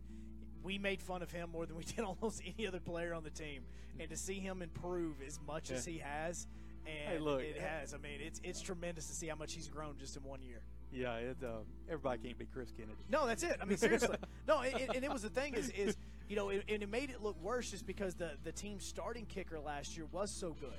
And to see Flowers go in behind him, and you see one guy making everything from 30 and 40 yards out, and Flowers isn't getting the ball off the 3 feet off the ground. I watched Kennedy his entire high school career. Let me tell you, that kid had an insanely strong leg. All right, Generals now. Kelvin Todd's back at quarterback. We'll see if the Patriots are going to be able to get a stop on defense. And you had Hanley Hughes coming in with pressure. Justin Robinson gets a sack. Big sack. Justin Robinson gets it. That was a big-time sack right there. Now the defense has got a little energy, getting energized here. If they can make a big stop here and get the ball back and just run some – Flag is on the play. And, again, unless this is getting called on the Patriots, let's see. Offsides on the Patriots. I don't know if Henley Hughes was offsides or not, but you were getting back to, I was talking about Chris Kennedy. Here at Prattville High School, there was a stretch where you had Chris Kennedy as a kicker, and then before him was Brian Egan, who was the only parade All-American in Prattville history. Wow. Then after Kennedy was a kicker, Austin McGinnis, who was a 4-year starter at Kentucky. Wow. And all SEC, and then after him was A.J. Reed, who is a starting kicker for the Duke Blue Devils now. So let's just say there's a lineage of kickers here from the Prattville area. It was a stretch there. It was just absolutely amazing. All right, you have it's now going to be 1st and 5. And, in fact, here's the thing is they've changed quarterbacks one more time. Number 15. We got a flag out here on the flag on the holding call on. It's going to be holding. That'll be big right there. I'm actually trying to see who that was at quarterback. It was number 10 at quarterback, so it still was Kelvin Todd. It looked different. I don't know.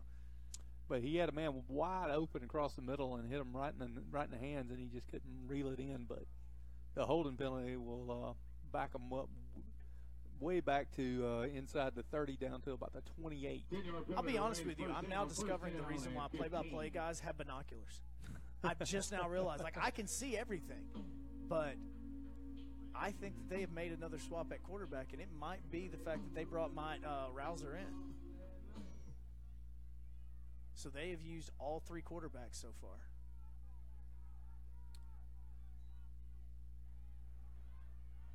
Flags everywhere. Another thing of flags. Here comes Justin Robinson ready to eat. He misses it, and it looks like it's going to be Pat Campbell with the sack.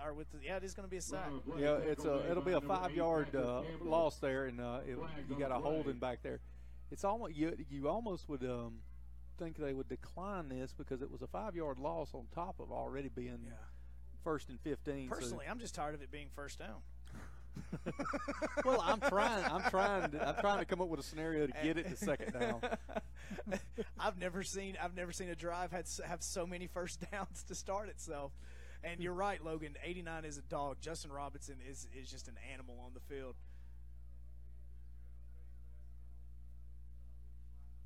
Let's see what we got here. Let's see. Offsides once again on the Patriots. Personal foul, face mask on the Patriots. Holding on the let's do it again. So 3 fouls on one play. So 2. How does again? I'm not arguing, but how does 2 fouls on the Patriots and 1 foul on the Generals constitute offsetting penalties?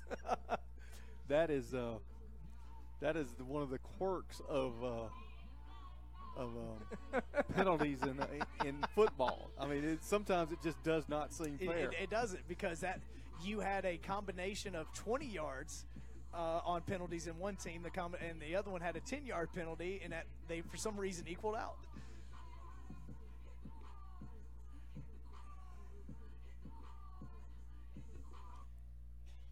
it might have to be something that there's no rocket surgeons on the field. There's no rocket. Actually, there's a rocket surgeon on the field. He's standing at the 21 right now.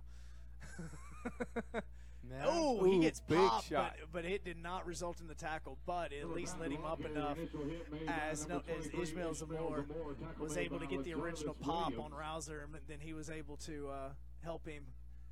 Eventually, his teammates came over. I apologize on saying that it's Rouser. It's actually Tyree Mims is in at quarterback right now so it is their third quarterback. I just had the wrong number, so I apologize to our viewers that are seeing that. That'll bring up second down. I didn't know they had so many quarterbacks. Can we borrow one? I mean, this is their third one that they've thrown out there. Second down and about 15. I mean, if you think about it, changing out the quarterbacks like they are is a bit strategic because it allows not one to get tired too much, and it keeps them in play, if that makes sense. It gives Pat Campbell somebody new to eat. Big rush. Yeah. He gets. And it's going to be complete, but it's going to be back to the original line of scrimmage. The quarterback position is the only position that I just don't feel comfortable about swapping in and out multiple times. I mean, again, you saw what it did for Auburn when they played Clemson 2 years ago. I mean, that was just the weirdest display ever. 6 yards. That'll bring up third down and 9. Oh, Pat Campbell's intensity, Logan, is fun to watch. To have Pat Campbell on one side, to have Justin Robinson on the other. I mean, between those two are just scary defensive linemen for the Patriots.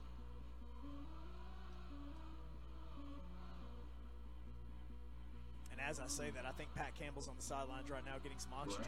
Patriots fans, it's third down.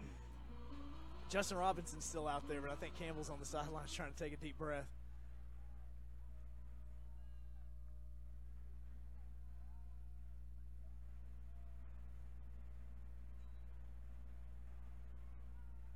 Going to get pressure once again. He's going to look to throw. It's going to be caught for the first down.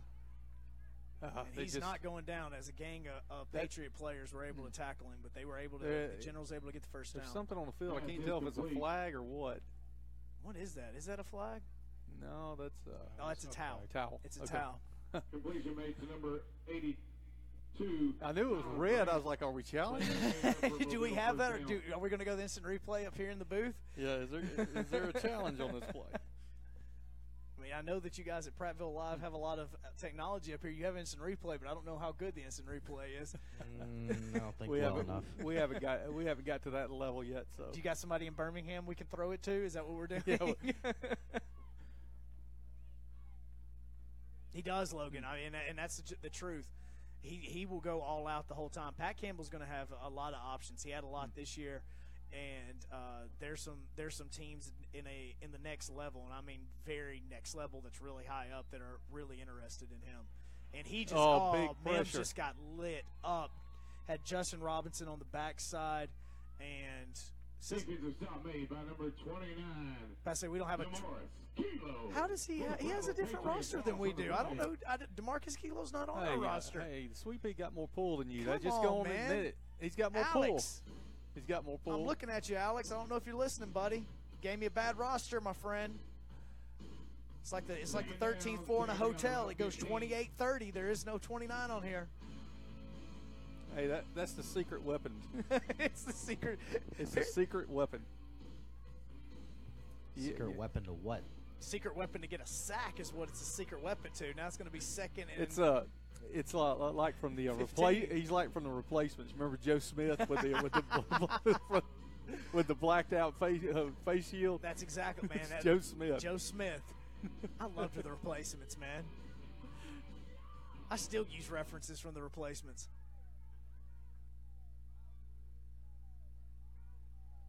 All right, we got another flag that looks like a delay of game. No, it was movement on the outside. Okay, gotcha. Over there at the far side, the receiver took off. We appreciate everybody that's brand new into the stream hopping on with us right now. The Patriots are up 15-14.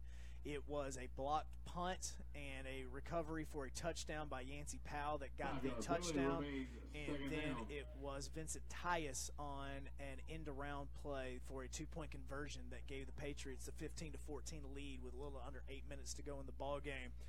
And that's where we stand right now. So we appreciate everybody that's hopping on. Again, let us know where you're watching from. If you're watching from outside the Alabama area, let us know. Let us know. We've had people from Wisconsin, New York last week that were watching, Mississippi, Georgia, Florida, Alabama, obviously. We So had state senators watching. We got state senators that I just learned about. I didn't mean to disrespect the state senator that was listening. Handoff, and he's going to be able to break the tackle and get about to – I think he got to the 50. He got to the 49 is what it's looking like. It looks like this is going to be a third It looks like and he's 8 down play. to he took a good shot right there on the knees and got upended. So we just heard from Sweet Pea in there in the press box. He said he saw him land on his head, so we could have a bad.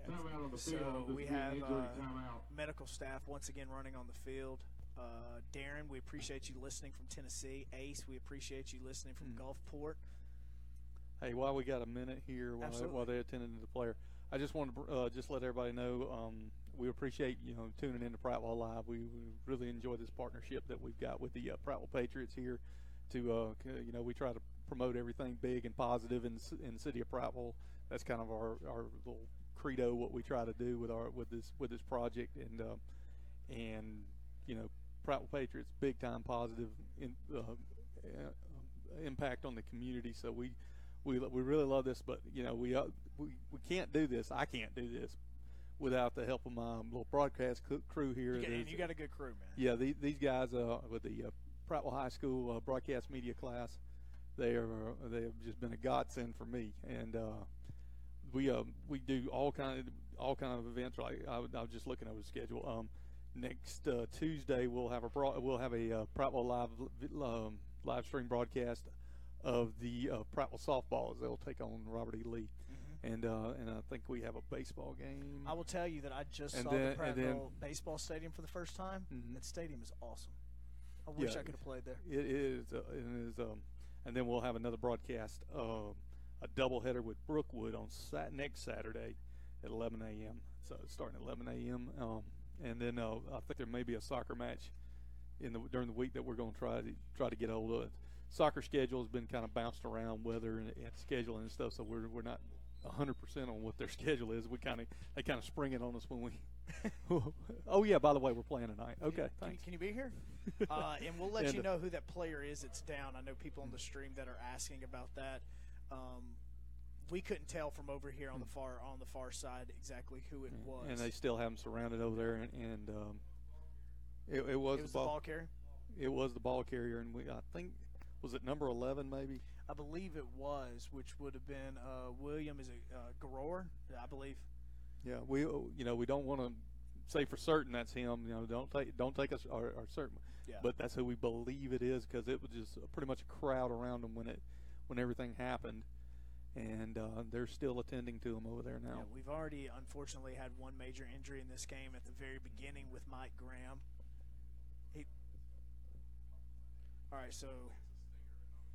Yeah, Kevin Sweet Pea Wallace said he got a good view of it with his binoculars when it happened. He said he landed on top of his head and his neck kind of went sideways. So we're praying that this is just a stinger situation and nothing more serious than that. And Ace, we appreciate you letting us know which number 11 was. There's two on our roster sheet, but neither one of them are named Trey. So we appreciate you letting us know on that. And Billy, obviously, we know that one of your sons is one of the camera guys, and we were talking before this stream is starting. This thing is fantastic. Is it your dad? Yeah, it's my dad. We'll see. Okay, except for your son, everybody else is awesome. Okay. I see how it's gonna be. I'm just gonna move this camera off everything. You're just gonna point it at the wall? No, I'll just point it at the light, just directly at the light. Well, no. Everybody on this staff has made this. Then everybody's made this a fantastic stream that we have here, and it actually is bad that it's almost going to be 2 months before Prattville Live gets broadcast. I know I was looking at the schedule. I was like, we're just getting warmed up. We're getting the kinks worked out here, and everything's starting to get a little smooth. And then boom, we got a 2 month delay, and I won't even be here for the next stream, which is bad. I'm going on my vacation, man. I'm going to Boston. I'm going to go watch the Red Sox play, and maybe the Boston Celtics playing a playoff game. Speaking of Boston, you can't really see it. It's kind of they paint it during the season here. number 91, or is it 81 over here, with his knee down. Mm-hmm. They're right under his feet. You can barely see it. There's a Boston logo. I see it. That is for Jimmy White.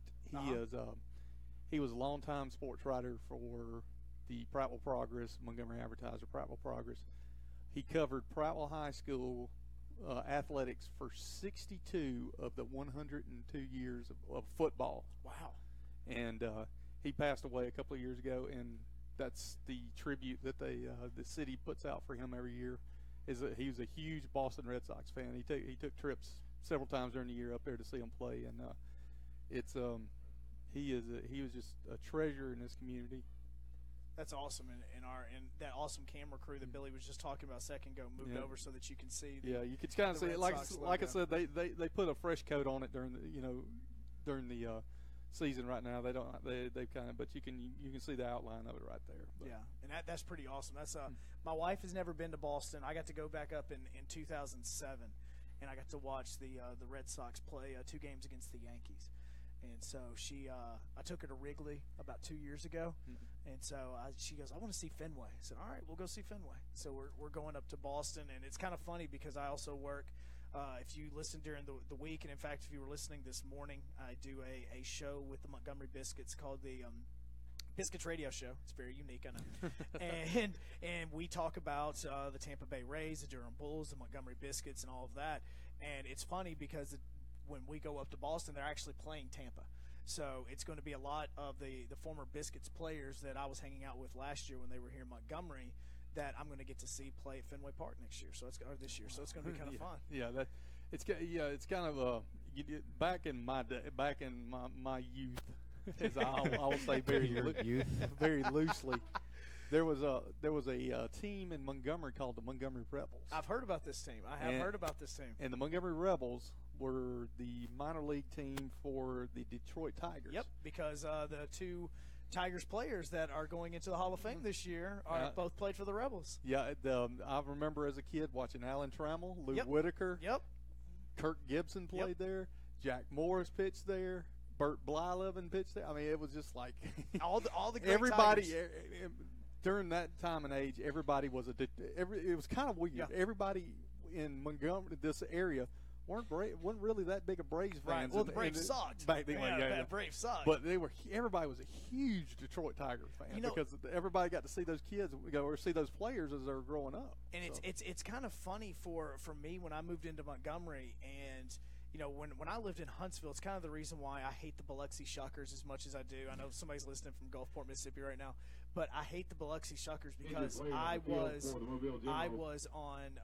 lived in Huntsville with the Huntsville Stars, and so everybody in Huntsville became Oakland A's fans because that's who the Huntsville Stars were affiliated with. So when the Oakland A's were making their runs with Billy Beanball and stuff in the late 90s, early 2000s, a lot of those players the ones that they didn't trade for and stuff through Beanball or Moneyball, I should say, those guys played in Huntsville. So we were keeping up with all these players. So you had a ton of Oakland A's fans, and it was actually kind of funny that when the Huntsville Stars swapped affiliations and they became affiliated with the Milwaukee Brewers, you had all these fans that became fans of the Oakland A's, and they felt like they were cheating on the A's by following the Brewers. Even though it was a lot of the Brewers, whenever the Brewers had their run of 2 or 3 years where they were winning wild cards and the division with Prince Fielder and those guys, but that's the magic of the minor leagues. I mean, you could have you could root for a team that there's no logical reason why you should root for them except for their minor league organization is in your hometown. Yeah, no, and that's like with us this year it's MLB The Show is coming out here in next week. As a matter of fact, next Friday it's coming out. And last year I played as the Tampa Bay Rays just because I wanted to learn a lot of the Tampa players.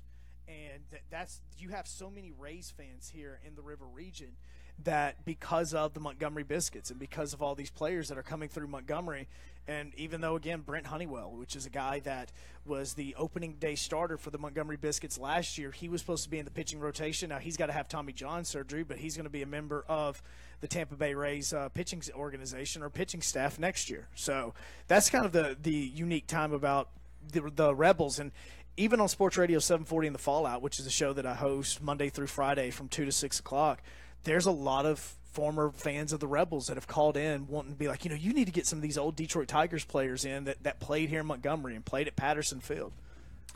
Yeah, it's a real crazy, unique situation that you'd have a Detroit of all teams. Out of all teams, it had a huge fan base in Montgomery. And by the way, they should not have torn that stadium down. They should have just renovated it. Tiger Stadium. Absolutely. Yeah, they should have never torn it down. I mean, Comerica is a beautiful ballpark, but Tiger Stadium, you just renovate that. I mean, you just have the Detroit Tigers play somewhere else for a season if that's what they do, similar to what the Yankees did when they played at Shea, when they were renovating Yankee Stadium a long time ago, and you keep that stadium around, man. Just give an update. They're still working on the down Montgomery General player. They may have another ambulance. Another ambulance having to come now. We see down on the far side of the field, which obviously they've opened the gate. Opened the gates again, and it looks like we're once again waiting on the ambulance to come. Yeah, I think I can hear it coming right now. Oh, you can? I think I just heard a few sirens. I'm not sure. Yeah, I can hear them too.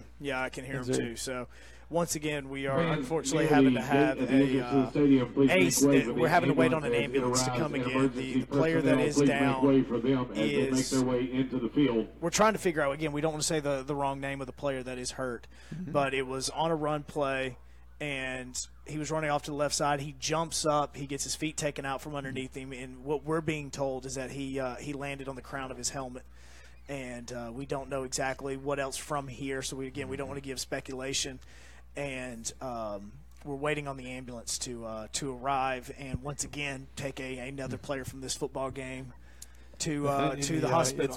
It's been a rough night. Yeah. It's been really. There's no pretty way to put it.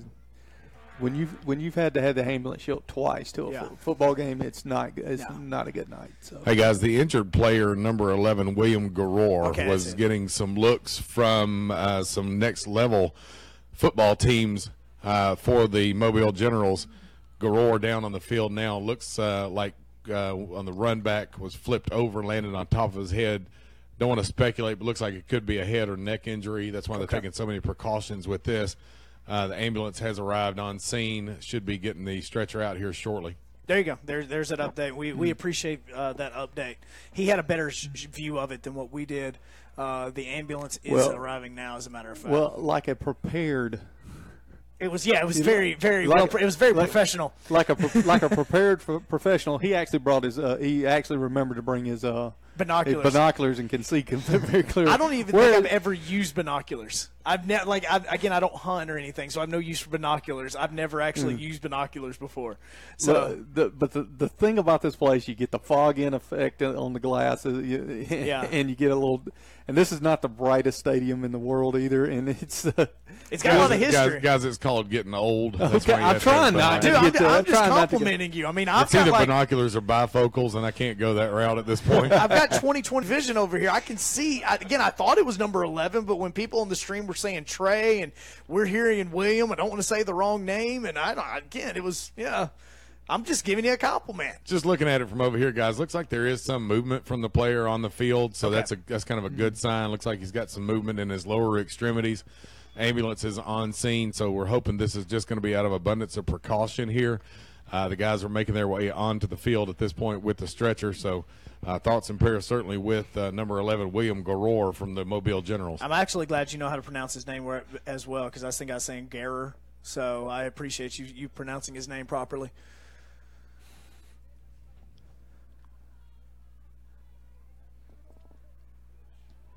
Ambulance crew's got to be like, seriously, guys, again? Man, I'm telling you, it's and we also had another injury that could have possibly. Okay. Ace says that he goes by Trey. So so it is the guy that you were mentioning. Okay, thanks for that, Ace. We appreciate it. And you know what? That just brings up a good point about this. Will it's a tough situation here, but as far as doing games on Facebook, you got the interaction with the fans, and it makes it a little more special, a little more fun. Yeah, I like the interaction portion of it. That's the reason why I appreciate this so much. You'll get some overzealous ones that'll Oh, we did last week. Oh yeah, we week. had one last week that was that was fun last week. But yeah. Guys, William Garrour the third, hence the name Trey. There we go. See, God, we got investigative reporting on the other side of the press box. We appreciate that.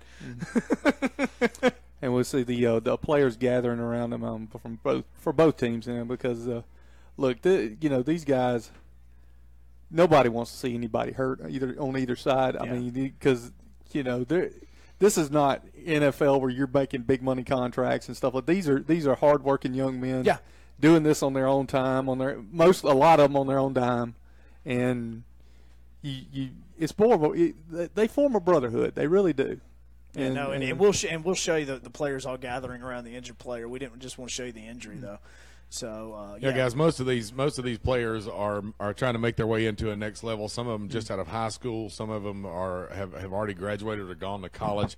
So some of them are looking for the next level, and that could be anything from getting a tape sent off to getting maybe a college scholarship or a walk-on opportunity at college, or up to the next level, which could include anything from Arena League football to European football to the NFL to, hey, Stacy, Vince McMahon, he's coming back, right? The exit. XFL. I mean, everybody makes that little crack and everything, but guys, that is another opportunity.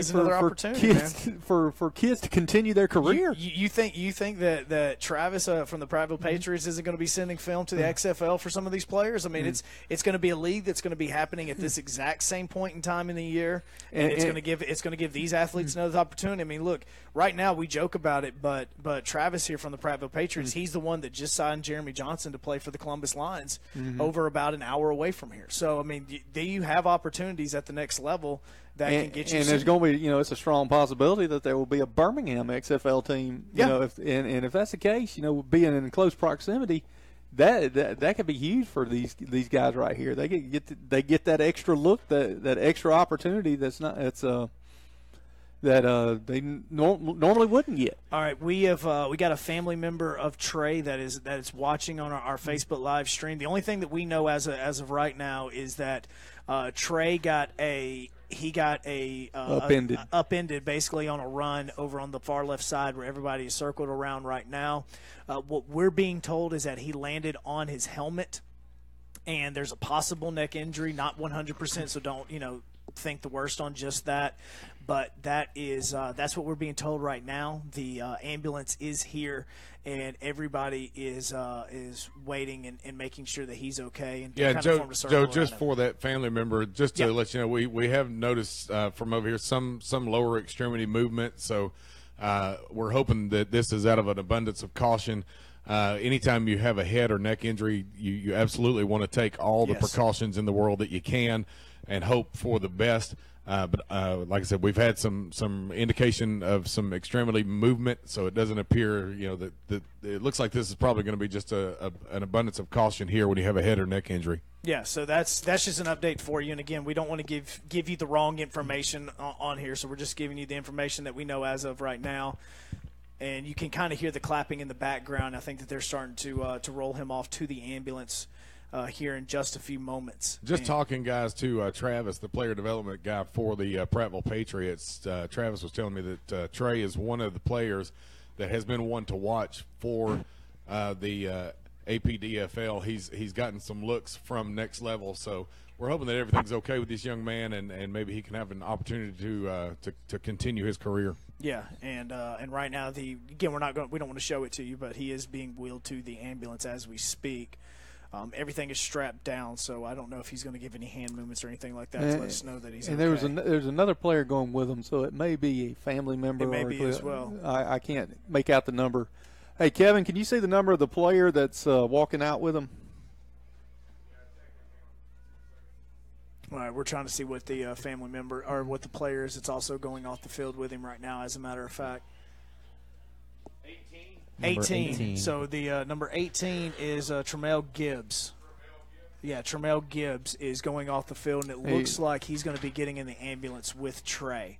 So that's all we know. I know that Mike Graham went to Baptist South. Oh, he's coming back. The player's coming back. The player's coming back. Okay, so Gibbs is coming back.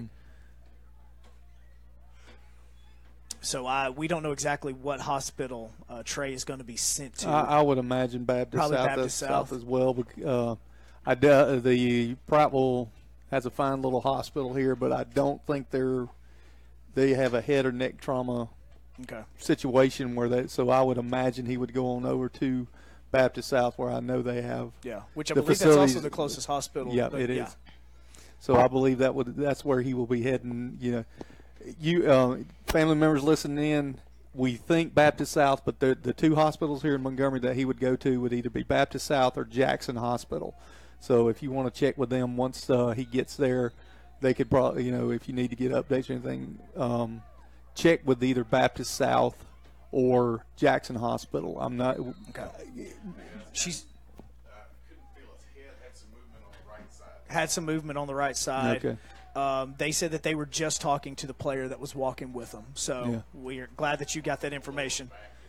So possible lower back. Okay. So, but again, we're glad that you were able to talk to him and get some information. So, hopefully, you can figure out and you can get up here and you can be with him. All right, we are back to action on the field as the Generals just got to the 30. Looks like they're going to mark him out at the 35-yard line. So is he okay? No, he was just saying thank you. Okay, thank you for the information. Okay. And we're glad to. I mean, that gets back part of the interaction thing. We were able to let him know that instead of him trying to figure it out, he's got it narrowed down to the two hospitals that were over in Montgomery that will take care of this situation. And there's some fine facilities over there, and so First down and 10. Keep us updated if you can. We want to pass along all the information as well because we know there's a lot of people watching right now that want to know an update on that. So if you can, or if you are okay with sharing some of that information, we'd appreciate it. Back to action here is and he goes down. That was actually a little bit of a late hit. Let's see if did it draw a flag. Nope, he's going to say no. No flag. Okay. Going to be no flag. He's going to be out at the looks to be the 30-yard line. It's going to be a 5-yard gain for second down. And about 5 yards to go.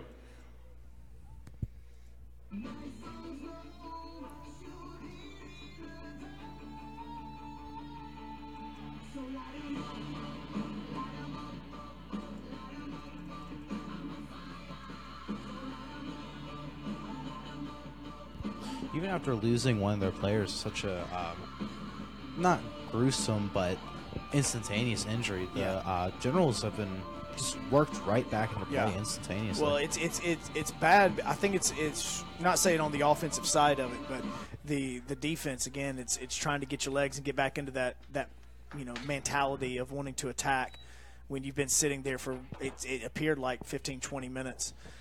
Short gain on that. It's going to be about a 3rd and 4. Got about 1 yard off that. Ace, we appreciate that, man. Thank you so much for that. Play gains a yard. It'll bring up 3rd down. 3rd down and 4. Going to be 3rd and 4 for the Generals. Yeah, we're about to roll under 5 minutes here in the 4th quarter, and the Patriots clinging to this 1-point lead in a big 3rd down situation here. And now again, if you haven't joined us, every down so far has been 4-down territory. The Generals have not used a field goal kicker. The Patriots have not used a field goal kicker. Through the remainder of the game on concession stand items. As play resumes, 3rd down and 4 for the Mobile Generals. All right, 3rd and 4. Mims is going to be back at the quarterback. And we'll see what the Generals are about to do here on 3rd down. But again, this is going to be 2-down territory. Don't know if that's an offsides or a false start. Everybody pointing at each other. Yeah, everybody's pointing at each other. It's hard for me to imagine Justin Robinson getting an offsides call. But we'll see. We're huddling up here, and I don't know if they know exactly what. Oh, and they're going to call. It looks like they're going to offsides. Call is going to be offsides against Prattville. Offsides on Prattville. It's going to give the Generals 1st down. That is a killer right there. The result of the 5 yards will be a Mobile 1st down.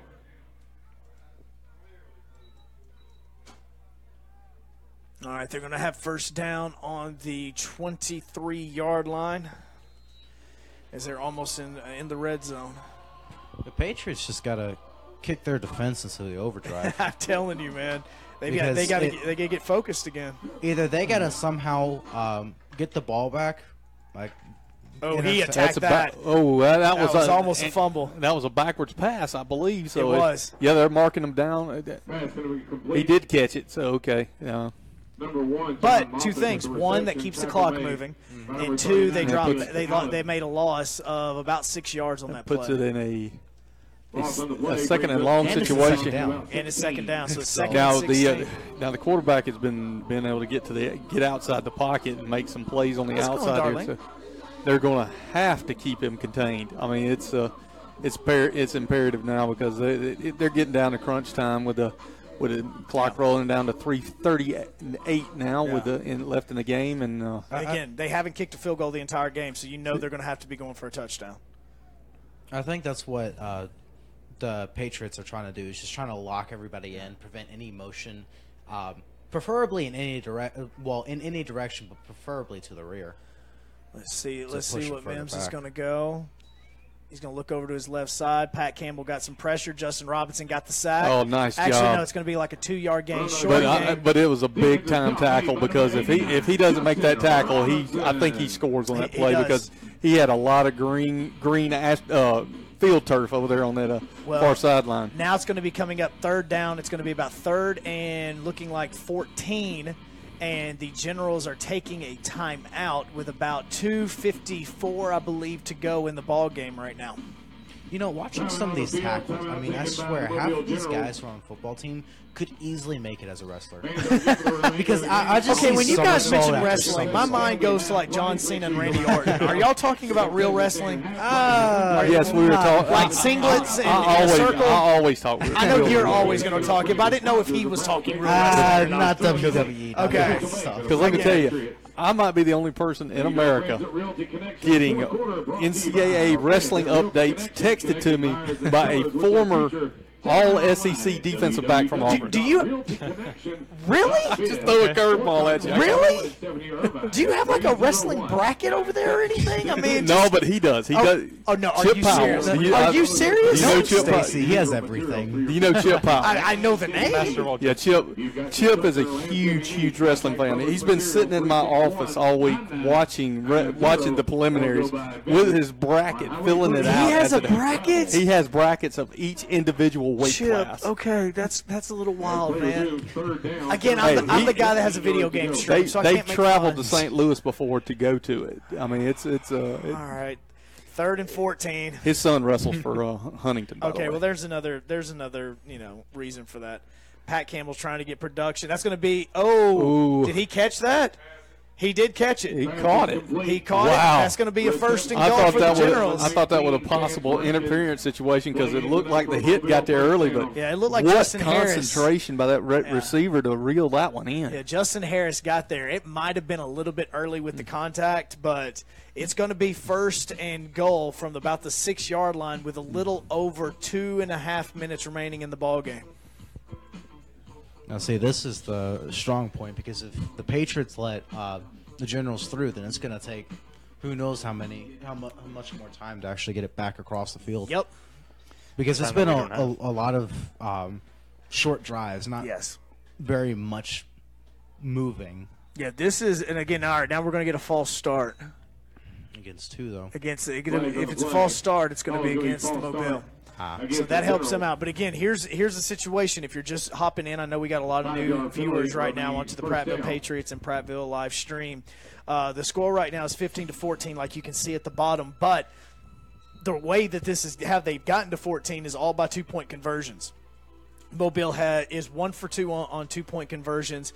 The Patriots are 1 for 2 as well. I should say, actually, I'm sorry, they're 1 for 1 on 2-point conversions. So the Patriots have kicked 1 extra point, but are you serious? He's showing me a picture right now of what St. Louis looks like. That is awesome. Oh, wow. And all right, Mims hands off right now to Matthews, and looks like he's going to get those 5 yards back, and it's going to be second down and either 7 or 6 until the goal line. So the Mobile Generals have not kicked a field goal yet. So you're looking at this and go, well, wait a second, just kill the clock and kick an extra point or kicks a field goal for the game-winning score. They haven't kicked the whole game. So we're looking at Mobile right now being about 6. It looks like actually they're going to be about 8 yards away from the goal line. It's about a minute and 22 remaining in the game, and this is all 4-down territory for him. And we've seen their kicker. He's a straight on We've seen him kick kickoffs, but he hasn't kicked anything else with that. I mean, you think that they're going to have to try it at some point, but we don't know if they're going to. Mims is going to keep it, going to break off to the outside. He may have a touchdown. And he's going to be out at the we got a flag. We got a flag. There's Holding a flag. will be the call. Look at Nick Fletcher getting all excited about that. That's why I said holding, because I saw Nick Fletcher right there on making the call right on top of it. And Nick's borderline ready to get in. It's going to be holding. It's going to bring it back. It's going to be that might eliminate the field goal possibility right there. That's going to make it very difficult. Only a minute left in the game. Yeah, less than a minute left in this ball game. That's an awesome little effect that you did there with the hands and the football. That is tremendous there. Oh, are you family, obviously, of Mims, the quarterback?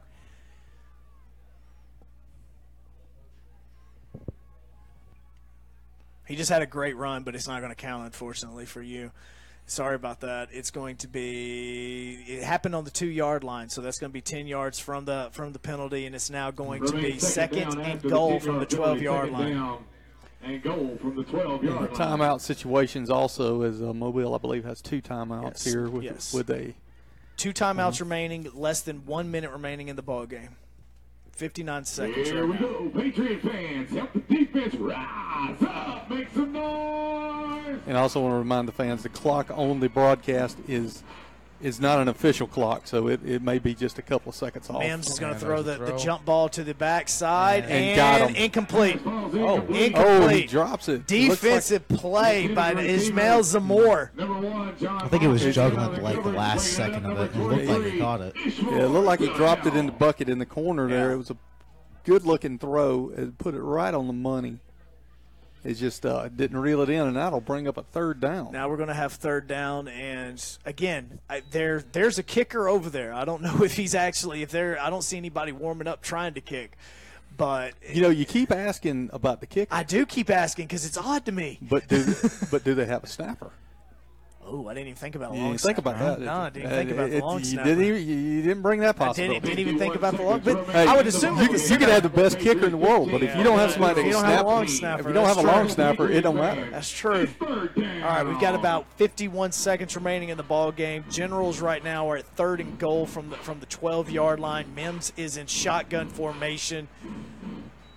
Looks like he is going to be looking to the left side again. He's going to scramble. Pat Campbell gets his claws on him. He gets away from him. And he's going to be stopped at the 3-yard line. It's going to be 4th and goal on the 3. Actually, the 4. Flags on the play. And flags on the play. We got players down again. We've got, I swear, the medical staff for the Patriots are going to work out today. Mm-hmm.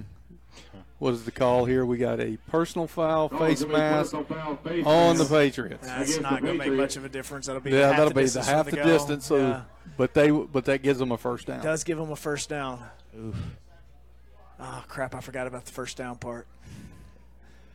Oh, so now you're looking at with 40 seconds to go here. The Patriots are going to have to hold them out from the 2-yard line on 4 down with 4 downs of opportunity to get it in. All right, and 2 timeouts. And 2 timeouts. So that they got the full package. They can do anything. The run, pass, whatever they It was have Pat Campbell that was down. He's got his helmet off. He's walking around, but it looks like he's walking back to the huddle. Can he do that? I was about to say, I thought if you got injured, you had to come out for at least one play. No, you might sneak it. Sneak it. Okay, just curious.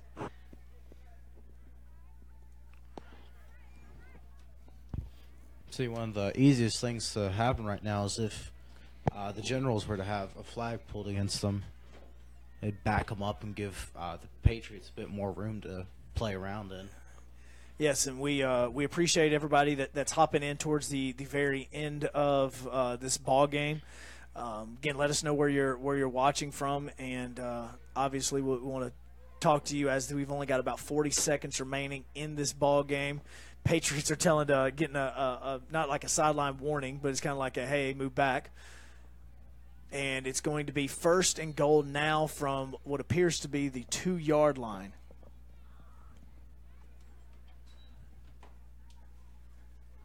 As trying to see. Results of the last penalty will give the Mobile Generals The clock is running. Yeah, the clock about the 2-yard shouldn't be line. running. The clock's running. Interesting. With only 25 seconds left.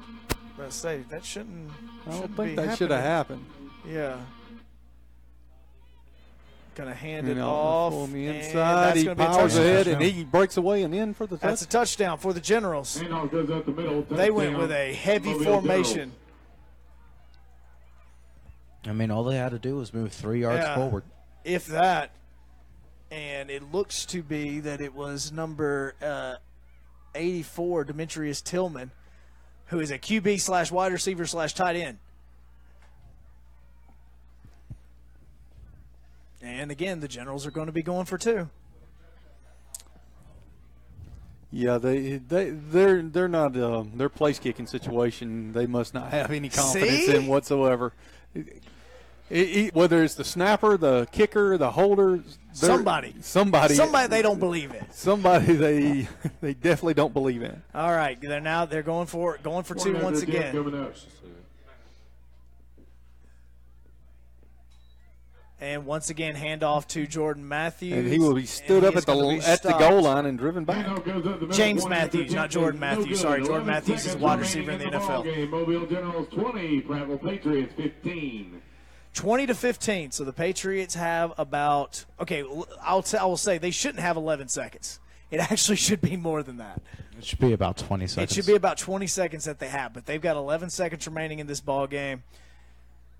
I was wondering the exact same thing. I don't know if we're the only ones that haven't noticed. That's the only ones that have noticed that. Yeah, the clock. As soon as they blew it back into play from the timeout, the clock started running. So a good 20 seconds ran off the clock before the plays before the snap. With a face mask penalty, that stops the clock, right? That's a dead ball foul.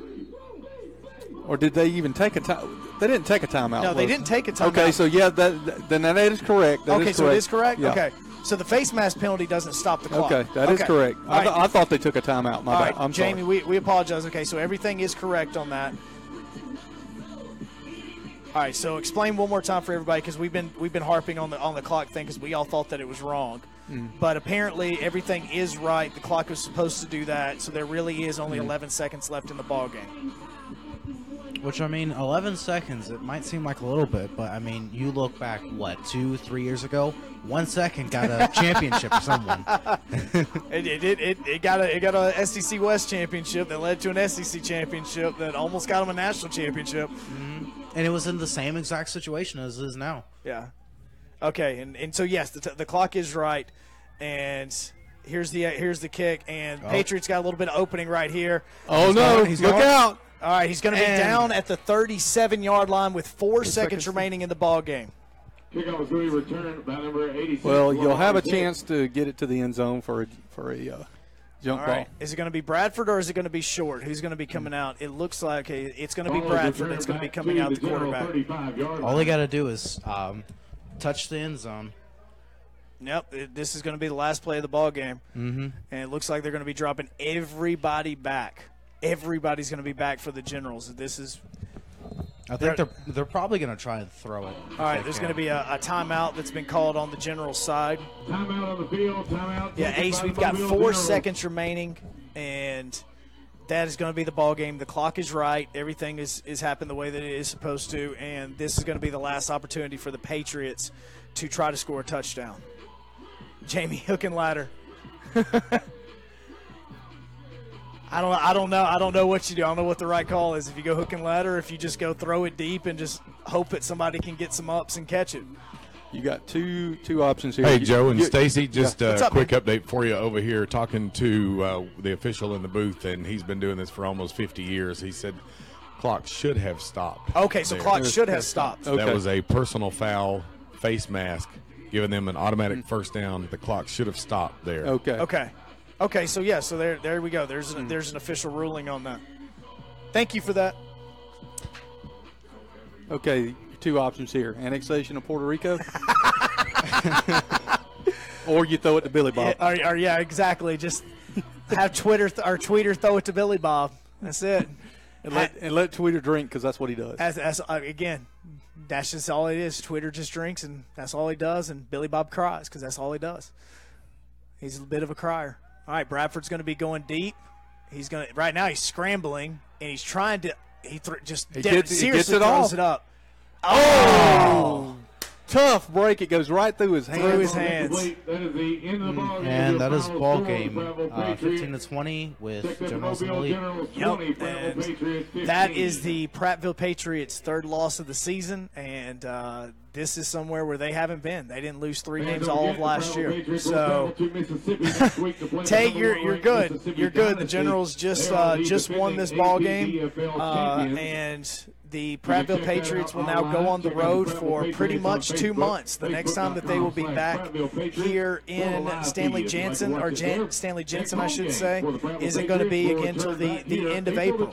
So, congratulations to Oh, okay. So before we wrap up, just letting you know, and we appreciate everybody that just hopped on and said that the field goal kicker for the Generals couldn't make the game because he's working. So if we've been talking about the field goal kicker, where's he at? Do they not have it and all that? He's actually at work and he couldn't make the ball game. So that's the reason why the Generals been going for two every single time. So that's the update on that. So they didn't need him. They made it work. They didn't need him.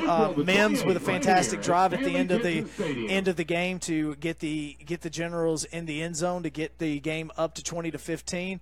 And next game for the Patriots is going to be on the road. And in fact, they're going to be on the road for basically the next 2 months. So make sure that you listen to Sports Radio 740 coming up on Thursday at 3 o'clock. That's when we'll have the Patriots in studio to talk about this game and see where they go from here. But I'm telling you, just a gut feeling that I think this offense is going to look totally different here in the next couple of weeks. Just saying that on here. But congratulations to the Generals. Thank you for everybody that watched from the Mississippi Gulfport area as well as the Mobile area.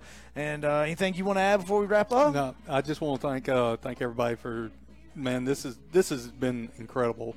I mean, this broadcast, this group of kids putting this thing on.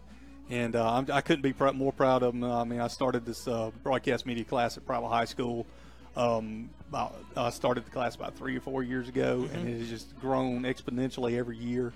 And these kids are just incredible, and it is a credit to this for this community. It's something that this community ought to be proud of, and I invite the community to support them more. I mean, they are a high school program. They need funding. Yes. They need money. Yes. They need money. And the Patriots step up and give them a nice donation every year to help them along. But we need more involvement from the community to support these kids because they do a fantastic job. And this is an opportunity for them.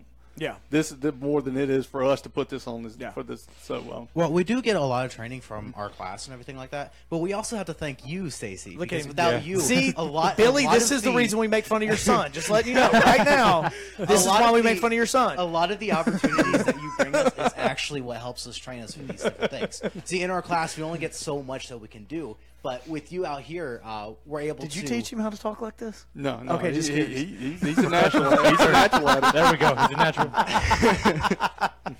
natural. With you out here giving us these opportunities, it allows us to learn another aspect that our teachers can't bring us in the classroom. Guys, I want to thank y'all. Great job tonight once again, guys, and we'll see you next week when we will resume some Prattville High School action, and then we'll be back in about it's about 2 months. It'll be about 2 months. These guys could be graduated, have families and kids by the time we get our next broadcast. Next time I see you guys, I'm gonna be like, look how much you've grown. You've grown as people. Thank you, Joe. All right, thank you guys. I appreciate it, man. All right, we're gonna sign off, guys, and we thank you for tuning in. Yeah.